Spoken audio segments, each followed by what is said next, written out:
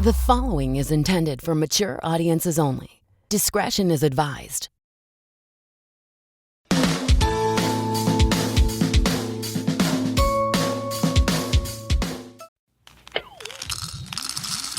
This is a Geek Bro podcast.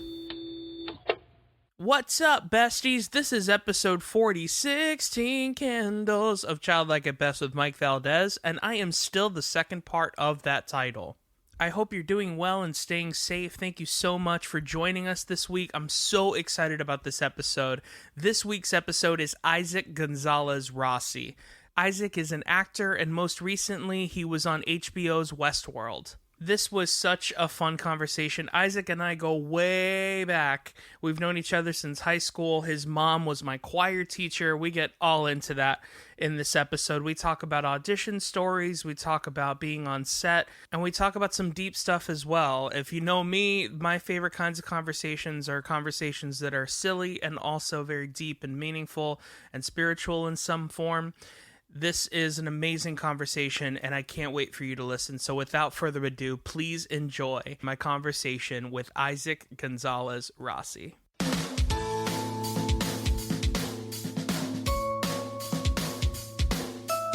We've been fortunate, at least I've been very fortunate with finances, because before this whole thing hit, I was doing bubble shows. You know, bubble shows? Bubble shows. So okay, I'm so glad we started recording. What is going on? It literally, they were like these 45-minute scripted shows, and it's like, I call it... There's a script to bubble shows? Edutainment. I would call it edutainment, because I'd go everywhere, bro. I mean, everywhere, and do these things, and I put the kids in a bubble at the end, like a giant bubble. But I do birthday parties, science fairs, libraries, preschools, you name it. My thing was, whoever wants to hire us, we'll go and do it. Yeah. So that was my main source of income. And then I would do a bunch of odd jobs here and there. Like I worked floor staff for a bunch of events. I did catering for a little bit. I worked for a vegan raw chocolate company for a little bit. That's so LA. Yeah, I know. Dude. And I did Uber and Lyft. Bro, okay.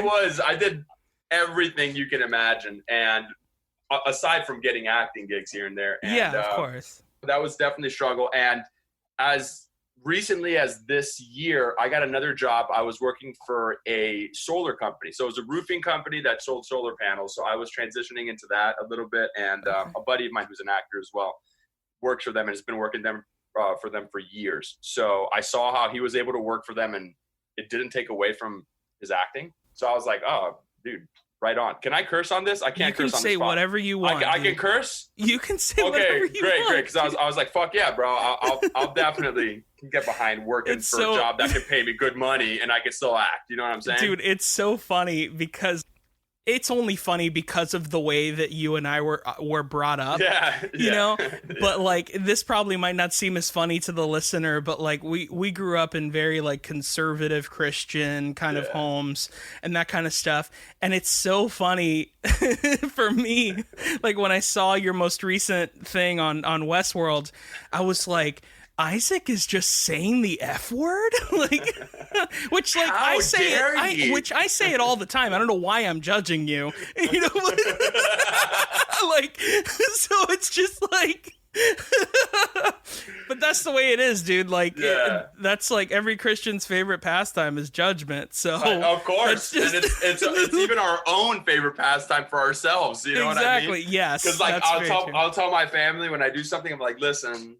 This is not PG. I want to let you guys know. Yeah. This is going to be a little bit more intense than what you know, what you think. Which is kind of why I went to UCF, dude. Honestly, after going to the school we went to and I always describe it as like it's literally the size of the rectum of an ant. The size that's the high school we went to, and then I wanted to go somewhere much different, and I went to the second largest university in the country, and that was culture shock. You know, that was pretty crazy.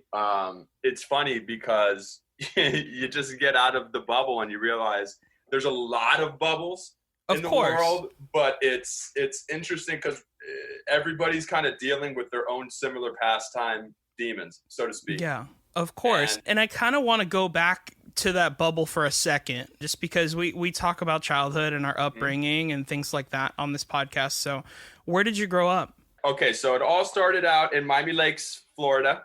And then my parents moved to Miramar, and now they live in Pembroke Pines. And so I grew up in the Miami Lakes. I always tell people Hialeah, Miami Lakes, sure, as well as Miramar, Pembroke Pines, Florida. So for people who are listening that aren't from Florida, it's in between Miami and Fort Lauderdale. That's right. The easiest way to describe it, because most people know that as Florida. So yeah, of course. This is a question I always ask all of my guests as well. What kind of a kid would you say you were growing up in school? Like, what kind of kids did you sit with at the lunch table and that kind of thing?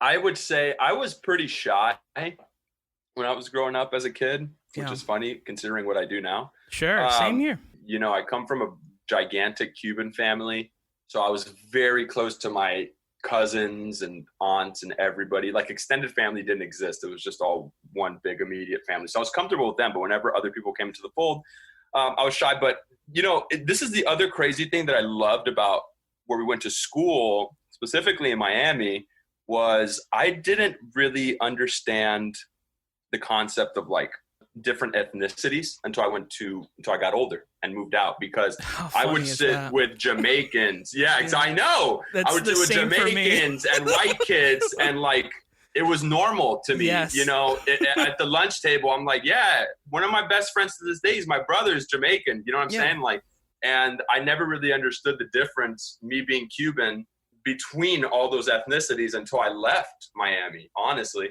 And so anyways, back to your question, I was a shy kid. I would say I was a straight A student. I was trying to be a teacher's pet. I was scared of getting in trouble. I never wanted to get in trouble as a kid.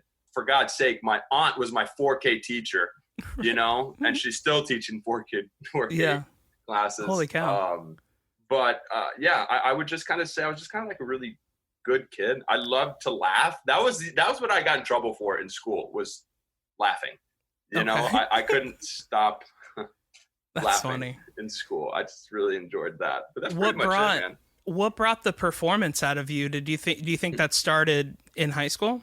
No. So God, I've talked about this ad nauseum. So I can talk about this for days. You know my parents, because my mom was your choir teacher. Yeah. Right. So my mom is the choral director she was the choral director for the school that we went to. And my dad is a small business owner, very successful, but he is a performer at heart. He is like Frank Sinatra. I grew up listening to him singing in our garage. He insulated our garage so that he could blast Elvis Presley songs, Frank Sinatra songs, like all the crooners. I grew up listening to him sing. My mom was a choir director. She plays the piano. So I was always around music and entertainment. I was an only child.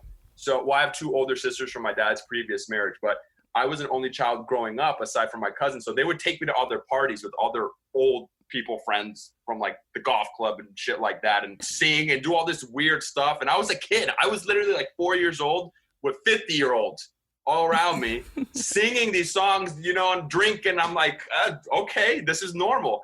So I grew up doing that. And I remember, I think it was like Natalie Portman.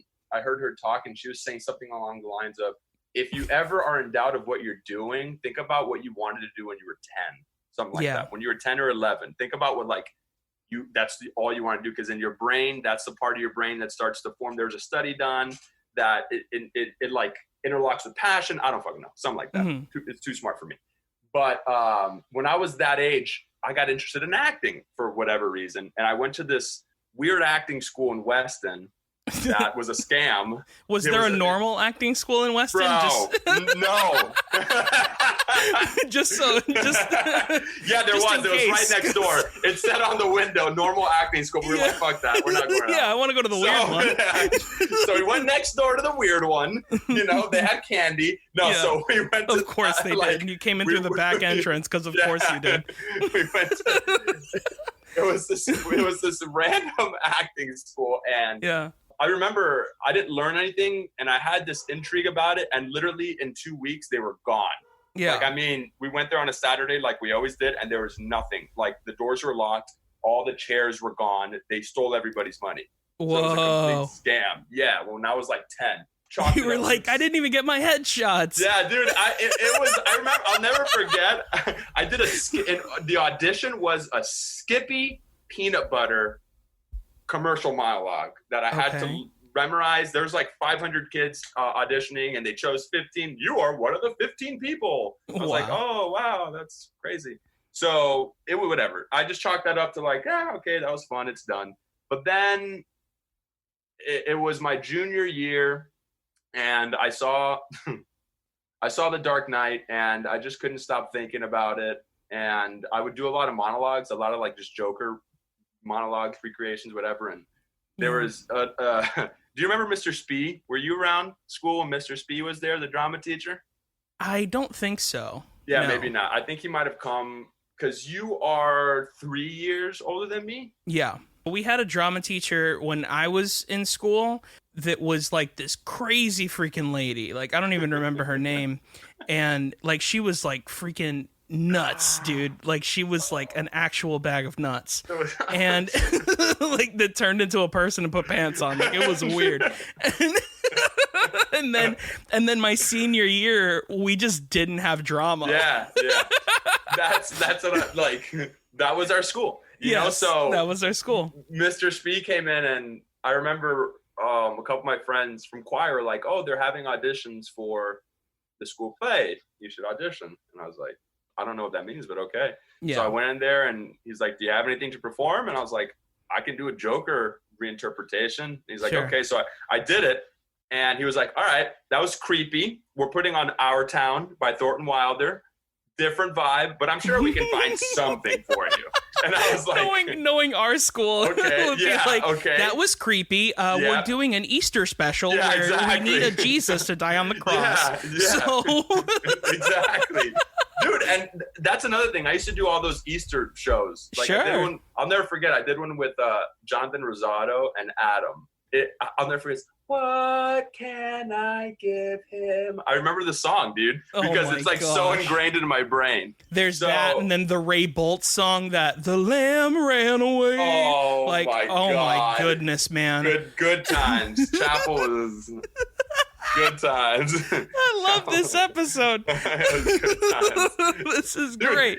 As weird as it was of a school, I have some of the best memories of my life and friends from that school. Like, it showed me this weird sense of family that I will always be grateful for. There's a lot of things in the school that I did not particularly care about as I got older, but for the installation of foundation, it was ridiculously amazing for me because I have some of my best friends from that school. Same here. And honestly, I feel like there's a balance to everything. Yeah. So, like, you know, Chris D'Elia talks about this on stage where, like, he says, like, love is something that it has to be equally as bad if it's that good. You know, and that's one of the things about growing up in that kind of an environment where it could be a great environment, but it's also equally as damaging and bad, for you know, sure, at the same time. For sure. Because, of course, as you grow up, you know, you start to realize that some of these things were a little damaging and, you know, and this is like really personal, but it's true. Like, one of the things for me was like, it took me till I was like at least over 25 to be comfortable with another woman in a room. Yeah. You know what I mean? Because like that whole thing was like, you can't be with women unless there's other people around. You can't have a door closed. You know, like that kind of thing. In a way, like, it made me have this personality where I was like, I can't talk to the opposite sex for a long time, where I couldn't do it. Like, because I thought that the other half of the world was evil or something. I don't know, you know? No, it's indoctrination of certain things, and that's where I started to dissent a little bit as I got older. I just started to question a lot of the stuff that was being taught to us, not even necessarily from the religious aspect of it, but from the practical aspect of like how you should live your life daily. You're speaking my language, dude. Yeah, absolutely. So my thing wasn't so much the religion of it as much as it was like the practice of it. I was like, why do we have to practice that? Like, I understand that, you know, we're going to a Christian school, we're reading the Bible, and personally, I love the Bible because I think the stories in there they're just dope. I just think they have great stories in there, to be honest. Yeah.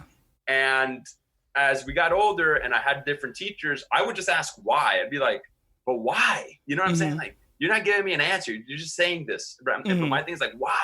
That's why I wanted to go to UCF because, you know, aside from wanting to get out of my house, like I love my parents. Sure. But like, I just had to get out of my house. You know, I get it. Like experience. But they're like, you got to stay in Florida. And I was like, all right. So, I, you know, Orlando just seemed fitting. But anyways, yeah, dude, no, I completely get that. And I agree. I love Chris D'Elia, by the way. If you're listening, D'Elia, you're the man. He listens every week.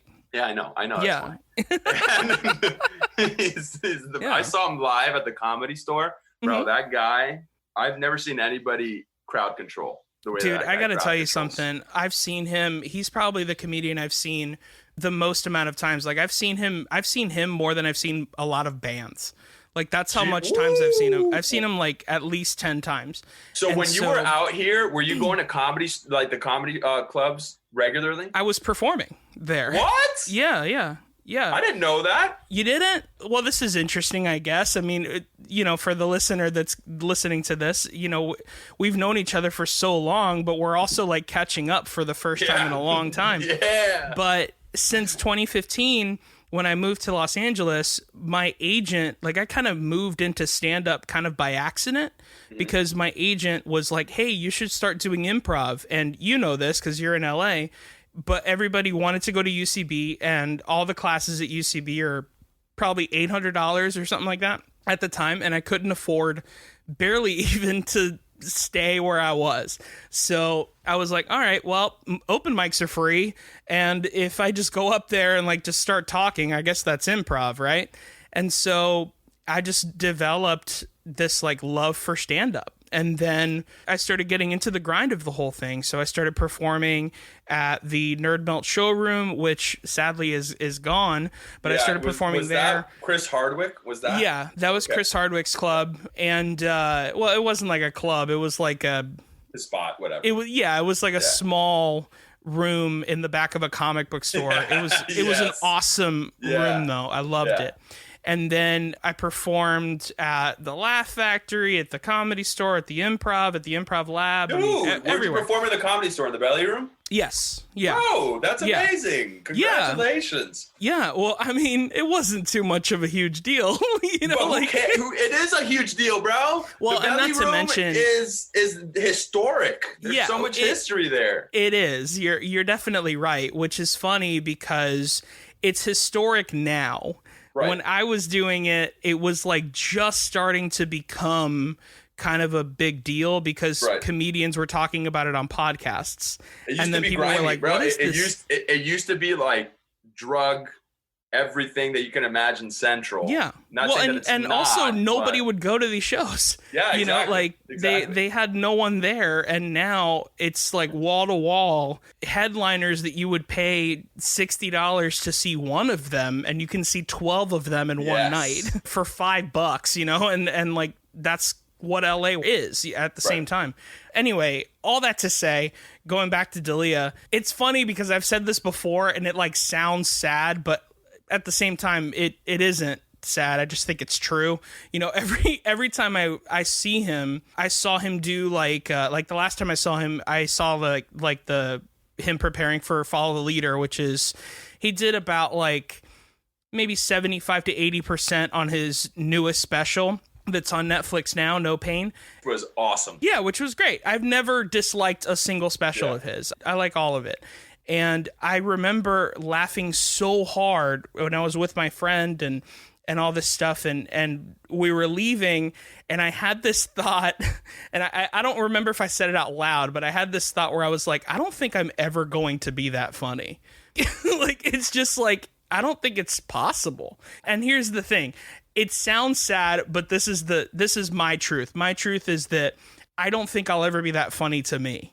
Right. I might be that funny to someone else. Exactly. But I'll never be that funny to myself. That's exactly what I was just about to say. The crazy thing with specifically stand-up, because everybody and their second cousin once removed is trying to do stand-up, especially out here. Everybody thinks they can do because with people like D'Elia, with Aziz, like all these Elijah Schlesinger, all these stand-up comedians that are kind of hitting this cultural zeitgeist. Yeah. You know what I'm like? They're cemented in there. Everyone thinks they can do it now. So the beautiful thing that's happening is there are such niche little crevices for every single specific type of humor. Oh yeah. I believe that, especially with things like podcasts, bro, Theo Vaughn, Brian Callen, all these people have huge podcasts. And I mean, Joe Rogan obviously started it and he's a comedian, but it's amazing because humor played such an important part in my life. Yeah. My name literally means laughter, right? And like I said, I love laughing. And you're right. You may not be as funny to you as Lily is because you have that reverence for him. Right. But to somebody else, they may think that. You know what I'm saying? Maybe that's possible. Dude, I respect you stand-up comedians so much because that grind is a 365-day grind. Oh, yeah. There's no stopping. Even the biggest comedians in the world, right? Like Kevin Hart. Let's take these literal Madison Square Garden sellout arena comedians. They still go on the road and do their acts and refine their acts consistently throughout the year. Like I heard that Amy Schumer, even when she was shooting Trainwreck, Bill Hader was talking about that she would still go out every night and go and do a set.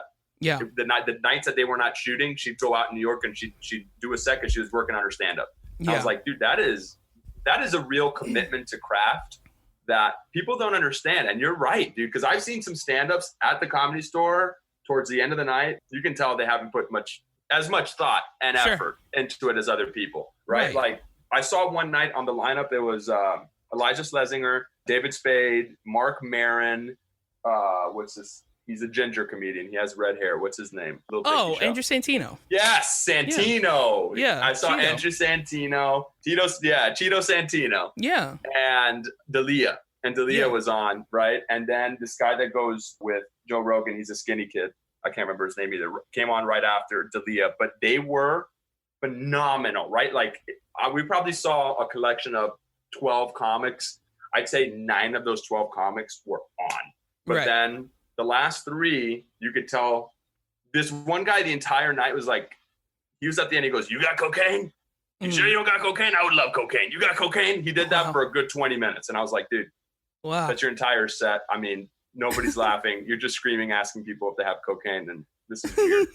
You know what I mean? It's so weird. It was so weird. Everybody was just kind of sitting there like, what's happening right now? Yeah. So anyways, that's all just to say how much I appreciate anyone in my life. Honestly, I appreciate anyone who's so dedicated to something that they go through the ups and downs, the tops and the bottoms, you know, and all the twists and turns, because it's really admirable. Honestly, man, I think my whole thing is like, I only stop doing things when they stop being fun. That's what Heath Ledger said. I love acting. I love music. I love writing music. I love writing stand-up and all that stuff. And I do it all, man. I try to, at least, you know, just like trying to be the white Donald Glover, I guess, you know, or whatever the case. It's fun. Just to go into our next bit, what were some of your favorite snacks growing up? Do you remember? The first ones that came to my mind were fruit roll-ups and mariquitas. And mariquitas. Yes, those are the first 2 things that came into my mind. Really? That's funny. Fruit roll-ups and mariquitas, bro. It's the most American and the most Cuban snacks of all time. That's funny. Mariquitas, for anyone who isn't Cuban, they're plantain chips. They're so great. They're so good, dude. They're so fire. That's great. Oh my god. Do you have a specific brand that you mariquitas? Like? Yeah.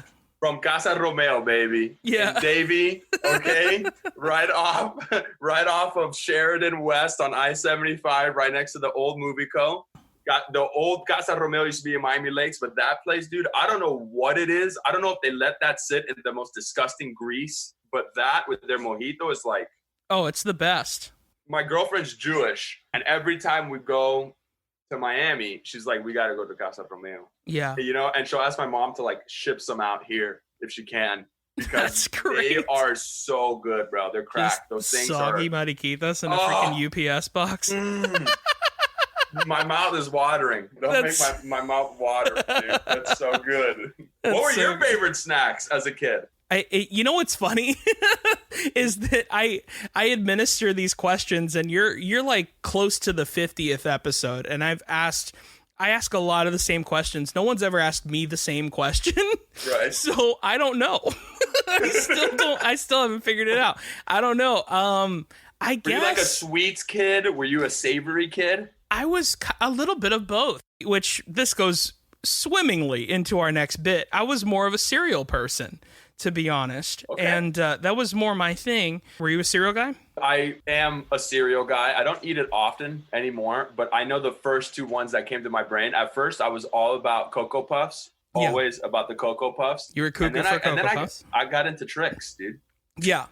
I love Trix. Really? I love it. I don't know why. It's like when you pour the milk in there, it becomes like this weird strawberry milk, and you're like, why is it strawberry? It does, doesn't it? Yeah. And it's like, there's nothing like drinking that milk after you finish all the cereal. Yeah. And you get like the taste of whatever the cereal was. That's so interesting. I haven't had Trix in a long time, but one of the things that I was thinking about was in the commercials for Trix. Do you remember all these commercials? Remind me. I might. You guys drop my memory. Usually they were always animated, and it was always like the Trix rabbit was always describing the Trix, and he would be like, oh, they're these shapes and they taste so good, and oh my gosh. And then he would go up to the kids, and the kids would go, silly rabbit, Trix are for kids. Yes. You remember this? Yeah, of course, yes. I feel like those commercials were teaching kids to not talk to homeless people. What?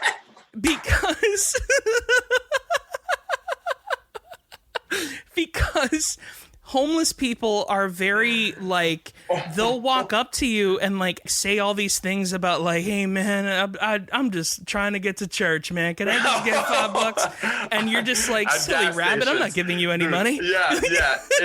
Dude, I can't tell you how many people have come up to me in gas stations. See, that's my thing. And this is something my girlfriend... You're in the mecca of homeless people in LA. Fahim Anwar, he's one of my favorites when I was out there, and still to this day. But he has an amazing bit about LA that's so accurate, where he's like, you can walk up to anyone in Los Angeles and say, hey, big fan, and they'd be like, thank you.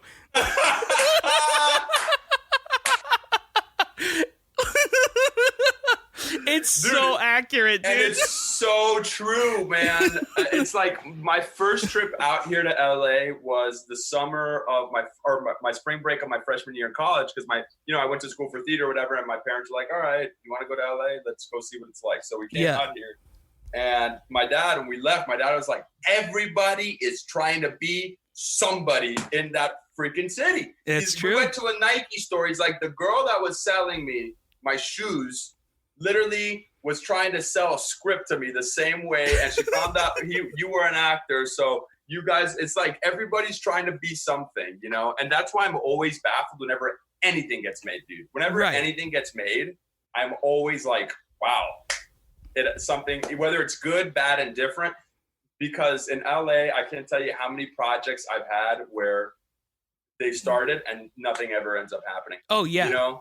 I talked about it on the last episode of this podcast, but I was on a pilot when I was out there. Even my best friend called me, and he was like, dude, there's no way this isn't getting picked up. Like, this is going to be huge. Yeah. And it didn't. This is what a lot of people may not realize, and I said it on the last episode, but it's just the truth. You have no idea how many pilots are made a year. Mm-hmm. And none of them ever see the light of day. Yep. Like, there's like 500 pilots shot every year, and they never see the light of day. Oh, my God, dude. And they go into the black hole. See, that's the other thing with when you get to that echelon of the industry, which it's weird because there's a weird wave and transition that's happening. But when you get to that echelon of the industry, all of these ideas, all this IP, all pilots that have been shot that don't get picked up, go into this black hole. And 10 years from now, they may want to revamp that idea because of whatever reason.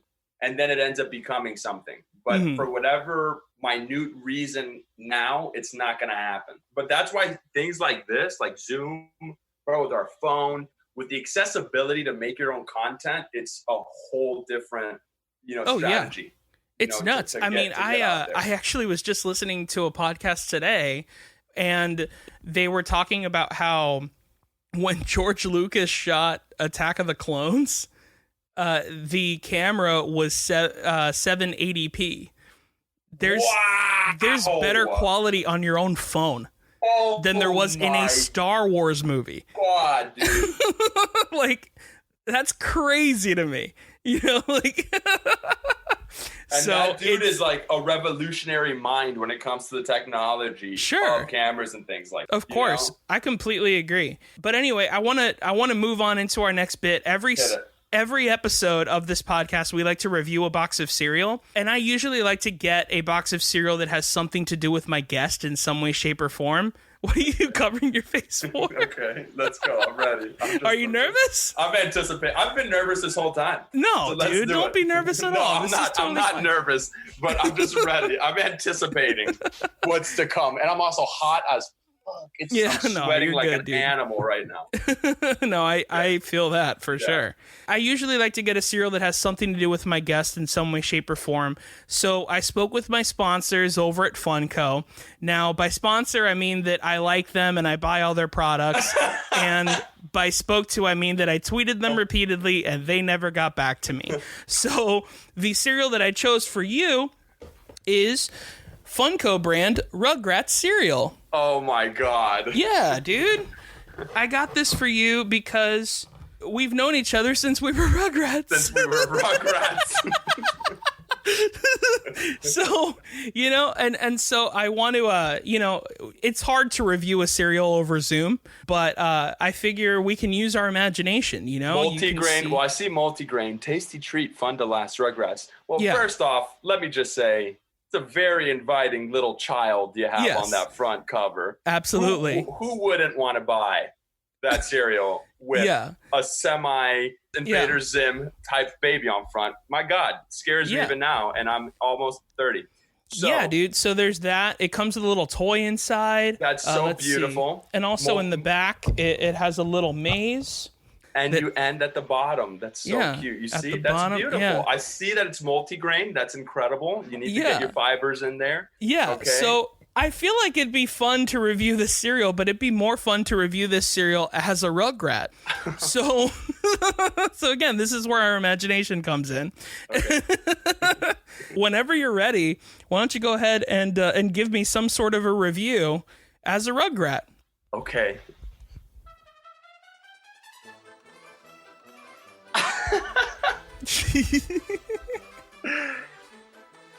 It's tasty. It's fun. You can eat it in the morning, even at night. And when you get bored, you can do the maze in the back. Who wouldn't want to eat this in the morning? Yeah. Why are you clenching your nostrils? I thought it was good. I want to sound like a high-pitched voice. Like a Rugrat. Yeah. Oh my gosh. Rugrats cereal, ladies and gentlemen, we did it. We did it. They said it couldn't be done, and we didn't do it, but we did it. And we didn't do it, and we did it. That's fun, dude. This episode of Childlike at Best with Mike Valdes is brought to you by the Crunch Cup. Save time in the morning by taking your cereal on the go. Simply add cereal to the inner cup, milk into the outer cup, screw on the lid, and you're ready to crunch. Eat cereal in the car, at your desk, or anywhere else you want. Go to thecrunchcup.com to purchase what I think is a genius invention and use the discount code MikeValdez10. That's Mike, M-I-K-E, Valdez, V-A-L-D-E-S, the number 10, to save 10% off of your order. You can also sign up for their monthly giveaway to win a year's supply of cereal. So what are you waiting for? Go to thecrunchcup.com and use promo code MikeValdez10 to save 10% off of your order. The Crunch Cup, it's better than spooning. You went to UCF, and so you majored in theater? So I went to UCF. I started out in the BFA acting program at UCF. I left and I explored some other areas of study, and then I eventually ended up with a BA in theater studies with a minor in writing and rhetoric. Wow. That is what my degree is in. And so writing in what capacity? Screenwriting? Initially just went to study writing, period, just kind of across all forms. Because I ended up being a BA, I had to declare a minor. And at the time, creative writing wasn't a minor that I could do. So writing and rhetoric was the next best thing. And I was like, dude, you know, as an actor, you gotta retort. So type of writing we studied, honestly, spanned a lot of different things. Like I studied writing for nonprofits. I studied Johnny Cochran's opening and closing statements when he was on the Michael Jackson case, as well as the OJ case. So we studied Aristotle, you know, the things you do in college.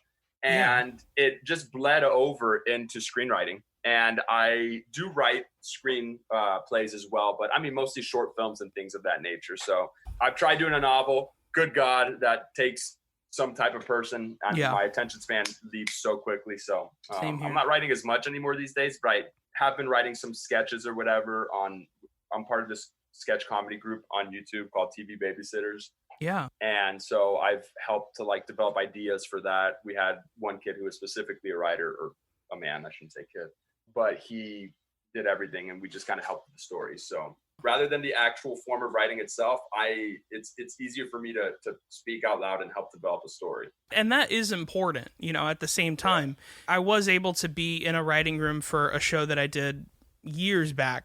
And it's funny because I wouldn't necessarily say that I'm the type of writer that can like write the map to what's going on, if that makes any sense. Yep. I'm more the person that can like say, well, this person should say this because that'd be kind of funny, you know, or this person should say this or whatever. And that's just as important. It's all in the realm of writing and screenwriting and all that kind of stuff. Even improv in acting and stuff is technically considered writing. I know. You can get a writing credit. If you improvise a line, you can get a writing credit for it. Yeah. Also, if you don't believe me, improvise a line while you're on a pilot for a sitcom and see how the writers feel when you do it. I know. It's crazy, man. See, that's the other thing, having come from you don't really know what the industry is like until you're in the industry. Of course. That's just kind of the way it is, because even coming from UCF, which taught me a lot of great foundational aspects for theater and for acting, when I got out here, it was like night and day. It couldn't have been more different from my experience at UCF, just by proxy of being in the place where things are made, you know, because there's so many different things that happen. Certain people are precious to the things that they write, whereas other writers are like, that was awesome, move on. You know, feel free, you have flexibility. And then you'll say something wrong, and then the script supervisor will come over and be like, oh, you said and, there's no and. Okay, thank you for that. I was in the moment. Thank you for that. Okay? Yeah, I totally know what you mean.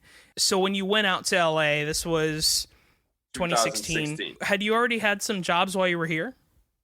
I was doing a professional play in Miami down south at this theater called the New Theater. And 2 weeks before we opened, I got hit with diverticulitis, and I was in the hospital for 6 days.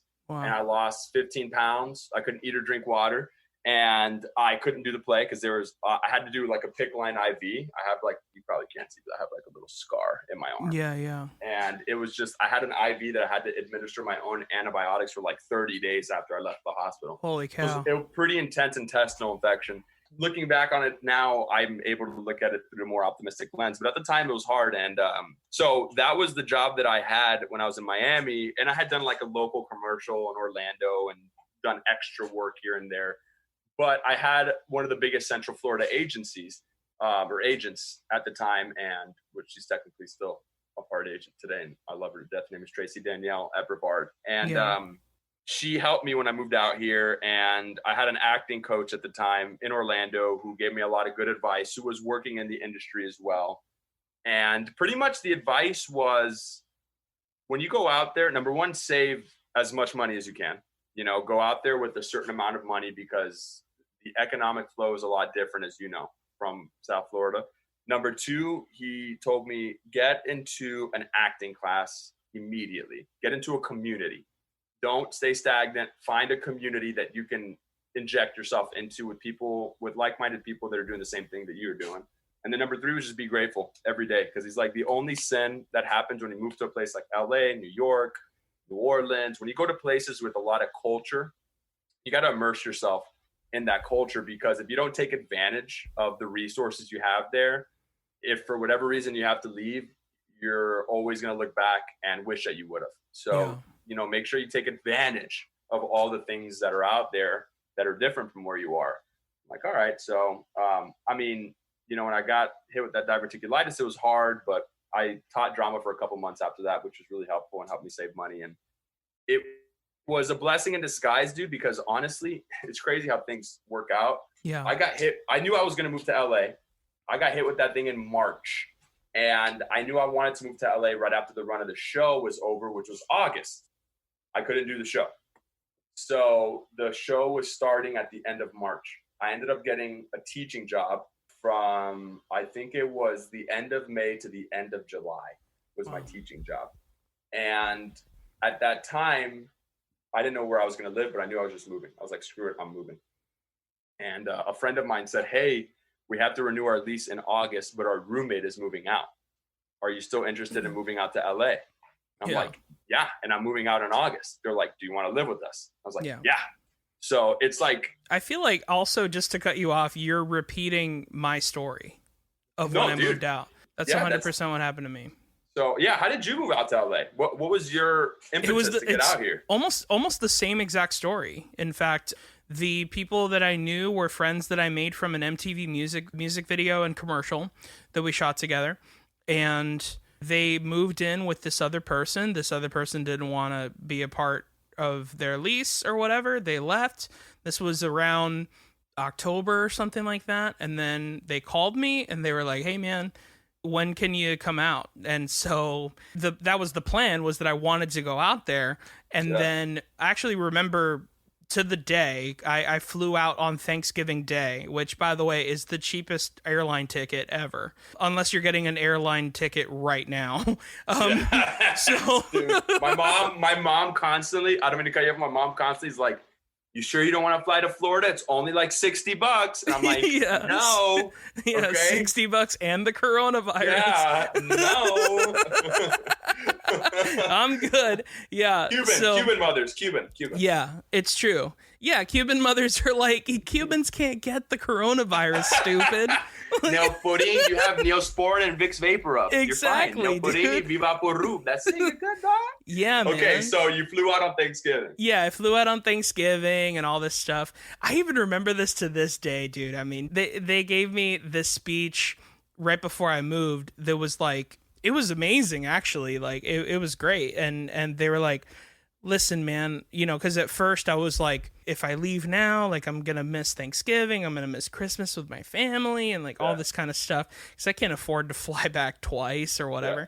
And so they were like, well, how many times have you had Thanksgiving and Christmas with your family? Like, how are you willing to sacrifice that for your dream?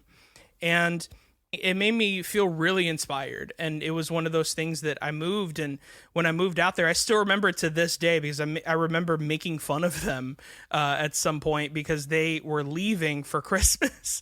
And they were like, so you're just going to be here all alone? And I was like, yeah. You remember that phone call before I moved out here where you were like, are you going to go out for your dream and all this stuff? That means that I can't go home for Christmas. Dude. And that is the hardest thing for me, is being away from my family. That's of course.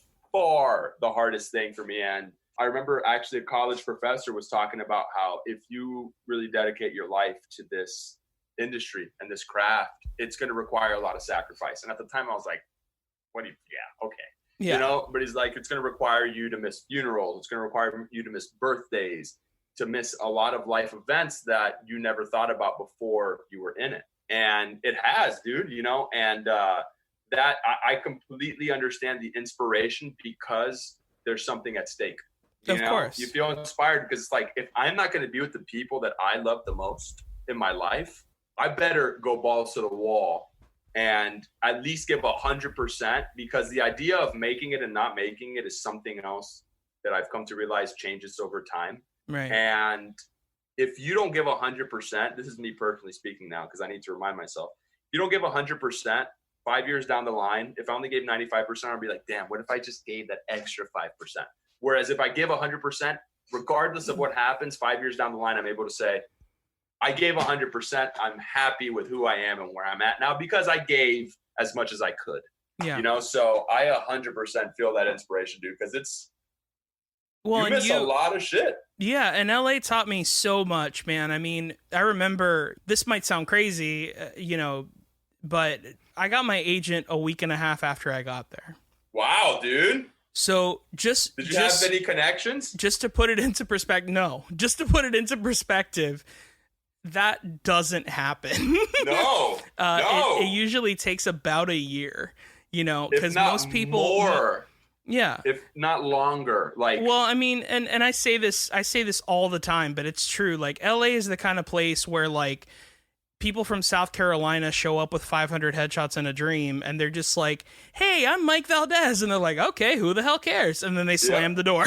That's just the way LA is. Like, they don't need you. Not to mention, I mean, you've seen the movie La La Land. Like, there's a very true sequence, which is like, usually the emotional scene is like when this sequence? Yeah, when she's at the audition. When she's auditioning. Yeah. So this is the thing.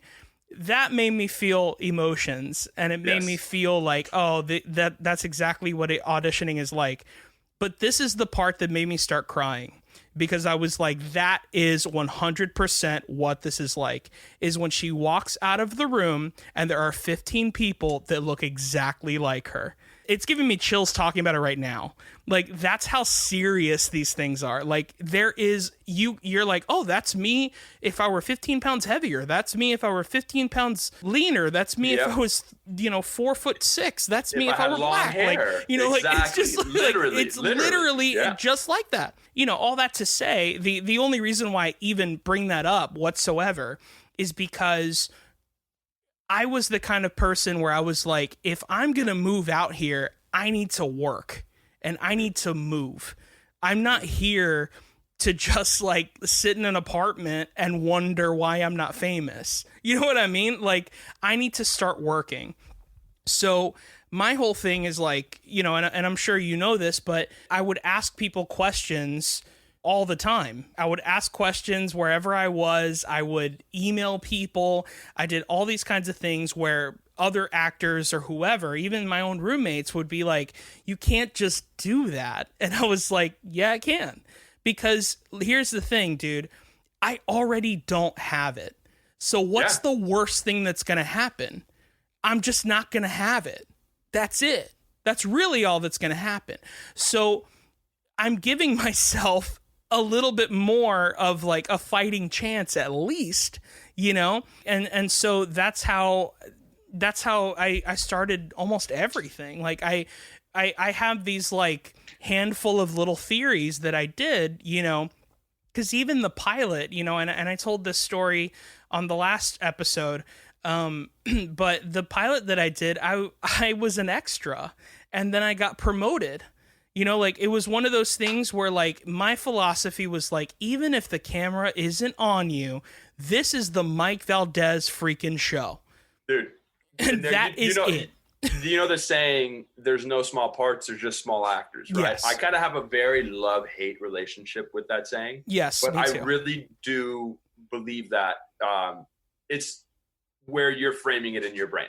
Yes. I really believe everything that you just said has kind of been something that I have over the past year, I've kind of been leaning into. It's crazy that you said that. Is you're not going to get any help unless you ask for it. Of course. Or you don't know what help you'll get unless you ask for it. And the way that you reasoned it in your brain is a very beautiful stoic way of reasoning it, because it's like, what is the absolute worst that can happen? I don't have it. Nothing happens. I just came out here. I'm trying, but nothing happens. Great. That's the worst thing. It is. Fine. But then what's the best thing that can happen? I end up making a career, yada, yada, yada, yada, yada, right? Everything in between there is fair game. Yep. So it's like, if you don't ask for that help, you're not going to get pushed in the right direction. That's another thing that I firmly believe in, is in LA and these big cities, there are so many different steps that you can take that you become indecisive because you don't know which step to take.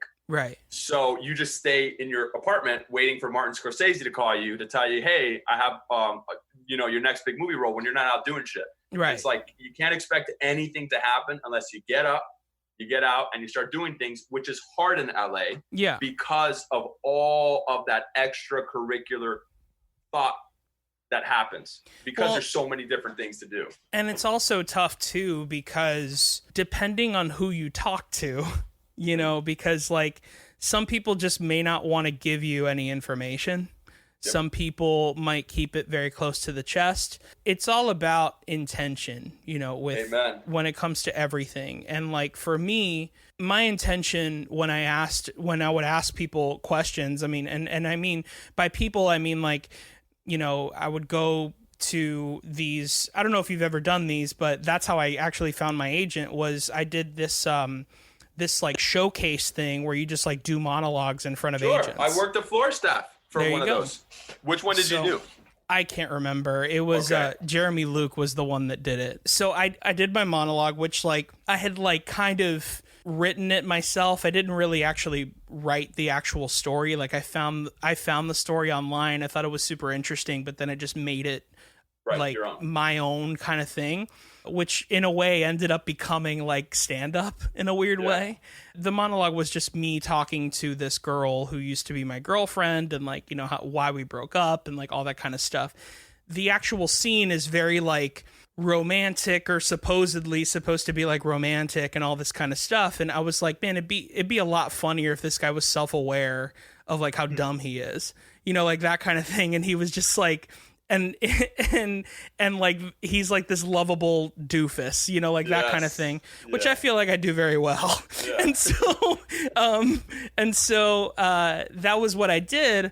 And I remember afterwards, everybody just kind of left, and like all the actors were just like kind of hanging out, like with their business cards and their headshots, just like freaking so sad and lonely. Super LA. and I was there. LA. And I was like, I don't know what to do. Like, what do I do? And so I just like went up to this like random actress and I was like, hey, so like, what happens now? Do I like email people? Like, what do I do? And she was like, I don't know, dude, figure it out. And I was like, okay, great. Yeah. And so like, sometimes you're just going to get people like that. Oh, 100%. When you brought this up, I was just thinking how, when I was doing my road trip out here, I did a road trip out here, and I'll never forget this one girl in Nevada. I met her, and she had been from Southern California. I think she was from the Valley, but then she moved to Nevada. Okay. I was like, oh yeah, I'm living in NoHo. She's like, oh my God, the Valley. And I was like, yeah, I guess. And she's like, don't change. And I was like, okay. You know what I mean? Like, whatever that means. Yeah. She's like, don't change. You'll see what I mean. I was like, okay. And it didn't hit me until a couple of years living out here. It's very much when you receive something like that from a lot of people that you will out here in LA, you feel a little off put because that's not the energy you're putting out, right? Yeah. I'm a big believer in anything you put out, you're going to get back in. I agree. But you will get a myriad of other things as well, because when you're honest to what you're putting out, you'll see what people are giving you, and you notice there's like a different type of thing that's hitting you. And you're like, ugh, that doesn't feel right. So I'm a big believer in following your gut as well, right? Yeah. And there are so many. I'll never forget, like the first week I moved out here, I was hanging out with my roommate at Aroma. Hey, shout out Aroma. And he had met this guy because he had been out here for a year already. He had known this guy through a friend of a friend type thing. And he came up to me. He's like, hey, this is my roommate Isaac. I was like, hey. And he's like, oh yeah, you're still smiling. And I was like, yeah, and he's like, just give it 10 years. And I was like, yeah, okay. It was one of those things where I was like, you're going to get a lot of those people out here that don't want to give you advice because they are, for whatever reason, they have this resentment towards the grind that they've had to go through. That thought, by the way, that like, you're still smiling or you're still laughing or whatever, that's 100% what comedy is like. Yeah. That's how comedians are to each other. Like, He was a stand-up. That guy was a stand-up. Yeah. Was it Mark Maron? No, but I love Mark Maron. Yeah. Yeah, dude. He talks about why turmeric makes him mad for 10 minutes. Like, I get it. I love Mark Maron. He's great. He's like my comedy grandfather. But what's even funnier, when you think about it even deeper than that, comedy's exactly like that. What else do you think is like that? Church. Oh my God, yes. Church is 100% like that, dude. Church is exactly those jaded freaking people in the entertainment business. Yep. And they're just like, there's a lot of bleed over. Yeah. Yeah. Still like, smiling? Yeah, you're still smiling. It's true, man. There's a lot of bleed over into that. And that's why, man, I've been so fortunate because I have met some really, really great people out here. And it was pretty early on that I met them too, because I definitely battled my bouts of depression, when I've been out here, and just thinking, like, I remember having a conversation with my mom. I was like, what am I doing out? What am I doing out here? Oh, yeah. Where am I? And she told me, she goes, you need to stop and turn around and think about where you were a year ago, right? Look at where you were a year ago. Literally, just look. You were in Florida. You had this dream. You didn't, you were thinking about it. And now you're actually out there living it. So give yourself credit for some of the stuff you've done, as well as it's okay to be thinking these things, but you can't exclude the things that you've done as well. And that was a big thing for me, dude, because out here there's billboards every 15 feet apart from each other on the strip, on Sunset Strip. There's billboards everywhere. It's kind of why I like the Valley, because there's not too many billboards. Yes. But, it's geared for you to look at all these people and see people that are 21, 22 on a billboard, and you're like, well, fuck me. You know what I mean? Dude, not only that, man. I mean, I lived in the Valley, but I worked on Hollywood Boulevard, so I know exactly what you're talking about. And so I worked at a UPS store on Hollywood Boulevard. I probably shouldn't say that, but that's where I worked. That's okay. Thank you, UPS.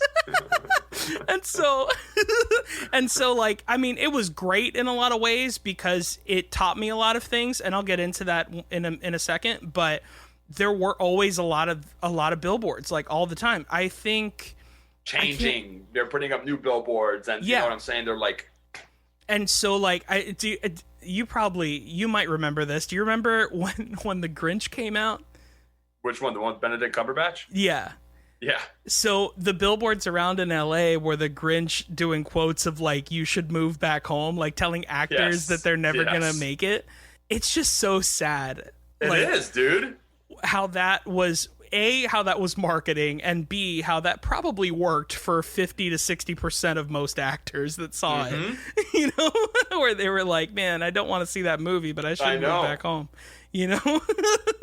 It's true. Somebody gave me this crazy statistic that was like, I think it was something like 20,000 people move out of LA every month, but 40,000 move in. So there's so much more people moving in. I mean, I don't know now with Corona, but there's so much more people moving in as opposed to them moving out in LA. And everybody, bro, it's the thing that grinds my gears is when I'll talk to another actor and, they're talking. I'm like, oh, so what are you doing? Are you, whatever, you acting? They're like, nah. I'm like, they say, I've just act. I go, okay, cool. You in a class or anything? Nah, I don't do classes. Like, all right, that's fine. Okay. Are you writing or you reading a book or something? Nah, I don't do that. I just act.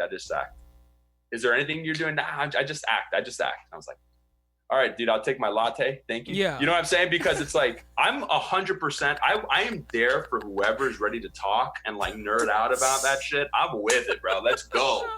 But when that's somebody, so freaking funny to me, dude. You know what I mean? People are like, latte. nah. I just that. Yeah, like, that okay, is thanks, so bro. freaking funny.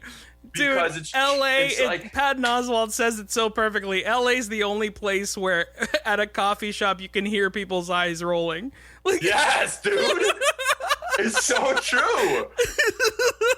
Did you ever go to Republic of Pie in NoHo? Yes, I did. First off, I love that. Have you ever been place. to Intelligentsia? Of course, bro. Dude, that place. I have a bit about them, dude. That's the wing freaking coffee. Wings, dude. I have a bit about them. They're so freaking hipster. Oh my god, dude. Your coffee looks like a science experiment, dude. It's oh my god. Did I order coffee, dude. or are you making it out of diarrhea? Like, what is happening? Wait 1 second. It's brand new. It's from the rainforest. Stupid. Oh my gosh. Yeah, man. It's true though, man. Everybody out here is trying to be somebody, and I am with whoever's there helping themselves. But if somebody isn't helping themselves, it's hard for me to want to help them. Of course. You know what I mean? And it's definitely something that I've tried working on, which is like the non-judgment, trying to be non-judgmental. But it's hard for us Christians, man. It's hard for us. Dude. I'm being such a jerk, dude. Okay. Your mom's gonna hate this episode. Well, she's gonna love it. It's gonna be like, it was very funny. I'm very happy to have seen you guys talk to each other. It's very funny, but I don't know what's happened to Mike ever since the last time I talked to him. There are a few things I'm gonna pray for him. Yeah. And I'll talk to him. So no, dude, I love my mom. My mom is a boss. I know, me too. Your mom's How are your the best. parents doing, bro? How's your family doing? They're good, dude. I mean, it's weird, man. I mean, I love my parents, man, but at the same time, like, I'm done. You know?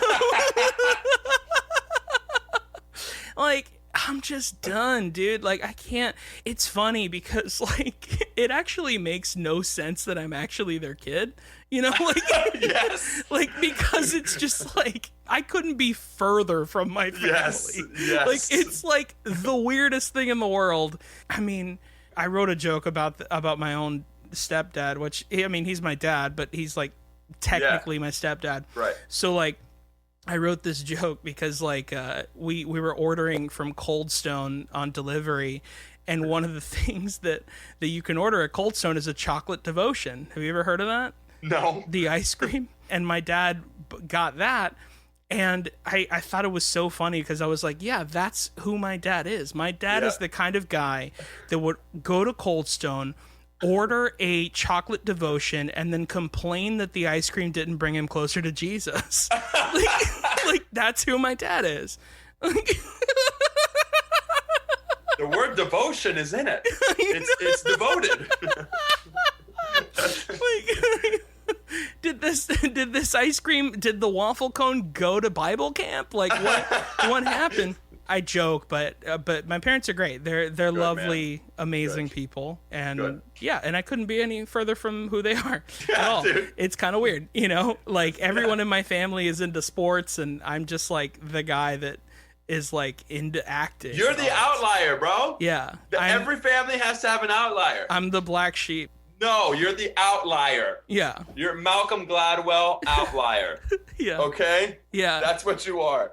Which is funny because, like, in most families that would mean that, like, one of the members is like homosexual or something. Yeah, right. But, like, for us, it's that I'm an actor, which, let's be honest, it's kind of the same thing. Well, dude, it's so funny. Yeah. You say that just because, like, I remember when I told my parents, there wasn't ever like a definite conversation that I can think of that was like, yeah, I want to be an actor. Right. It was just kind of like incremental steps. But I remember when I told them I was moving to LA, and then we had, of course, a party, my going away party. Same here. Dude, I feel like I am talking to myself in another dimension. This is so weird. Exactly. So I had my going away party, and my dad gets up, and for anybody that knows my dad, he literally is Robert De Niro. Like, my dad is just like, okay, and he gets up and he's like, you know, my son, I'm wishing you nothing but success, and still find it a little odd that you didn't want to go, and Lord knows we tried to stop you from going many times. And I was like, okay, this is a great inspirational speech. Yeah, but then he turned it around. He's like, but you have shown true grit as a man, whatever, you know. Yeah. Then it made it feel good. Anyway, here's Andrea Bocelli. Yeah, exactly. That's so your dad, dude. Oh, sole mio. Like, does anybody want to hear me sing? Yeah. Rossi, it's not about you. No, I heard yes. Yes? Okay, got it. Yvette, go to the piano. Not now, Rossi. Come on, Yvette. Not now, Rossi. Oh my gosh, dude. Okay. So. I love it. And it's so funny. I had the same kind of thing that we did. We did like a pre-Thanksgiving going away party. Bro. Oh my gosh. The only thing is that mine is like a lot darker and sadder.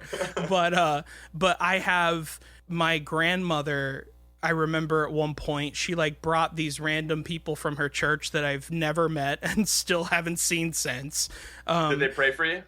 I don't remember if they did, to be honest. Sure, they were doing it while they were there. But part of it might have been because I got really upset at this whole thing. But essentially, what was going on was like, you know, it was kind of the same thing. Everybody was like going around and like talking about like, you know, he's gonna leave and he's gonna accomplish his dream and it's his dream and you gotta let him do his thing. And I heard it multiple times from other people, but hearing it from my grandmother was like and also the way that she said it was just very like detrimental to me, and it was like, right. I don't know, it was really like weird. Condescending in a way. Not even condescending, it was like but it was one of those things where like it like really affected me negatively for a long time. And so it was like and people, whenever they would talk about me, they would come up with like the story of the prodigal son.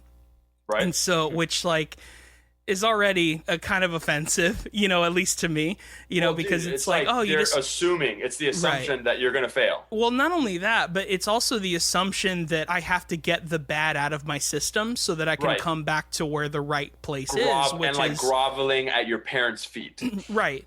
Which is one of those things that I was like, come on, man. Like, I mean, I even remember solemnly do I swear in front of my parents, and also less than a handful of times where my parents justified it and were like, I get it, man. Yeah. Like, you know, where I was like, listen, I didn't come here for this bullshit. You know what I mean? Like, and like and my parents were like, yep, you're definitely right. Like that shouldn't have happened, and we're really sorry, and we're gonna make sure that. Yeah, God, that is not a good time to be bringing that. I mean, it gets me riled up just because it's like, I just started when you were saying that, just brought a lot of things to my head, which was just kind of now for the next generation of kids in my family, I'm the California uncle. You know what I mean? Which is weird to me. And like Sky, that's my girlfriend, is like the California aunt. So it's strange and it's beautiful because we're still very close. But it just made me feel. I understand how that feeling is, because it's like you guys don't understand what it's like. Number one, to like vocate yourself to something like this that is riddled. We know that it's not linear and it's not guaranteed. We understand that. We don't need other people letting us know that what we're doing in whatever way, shape, or form is wrong, you know, that it's wrong to have to go out and chase this thing and catch what you want to do. And dude, that I could just imagine being there and being like, you know what I mean? Not only that, like, it was one of those things where like, I know at one point in my life, I'm going to have to sit down with my parents and be like, hey, you might not like this necessarily, you know, like just because I'm your son doesn't necessarily mean that you have to be my fan. You know what I mean? Like, it doesn't mean you have to like what I do. You know, you just have to be my parents, or you have to be my family, you know, like that kind of thing. It's going to sound funny, but it's true. This is the type of person my mom is. My mom is the type of person where like I walked in while she was doing laundry and there's a TV in like the room where she irons her clothes. And so I walked in and she was watching some show, and she always has the subtitles on because she's 150 years old. And so she had the subtitles on and she paused while I was talking to her, and it landed on the F word. And she literally unpaused it and paused it when the word wasn't on the screen anymore. Like, that's the kind of your parents mom is like the sweetest lady. Right. I just remember your mom being the sweetest woman. She still is. You know? She still is. And the same, I honestly, man, I would think that 90 to 95% of all the people that went to school with us, at least their parents, are similar. You know what I mean? Sure. Where it's just, that's the way that they are, and that's okay. But I believe, not to get like uber spiritual or anything, but like I'm the type of person where like I do believe in God, and I also believe that God is way bigger than the word fuck. You know what I mean? God has a lot better things to worry about than whether I say that or not. You know what I mean? Like it's just like I I don't know. That's just the kind of God that I believe in. So, you know, dude, and did you ever go to Yosemite when you lived out here? I don't think so. No. Oh. So it's like 4.5 hours north of LA. Okay.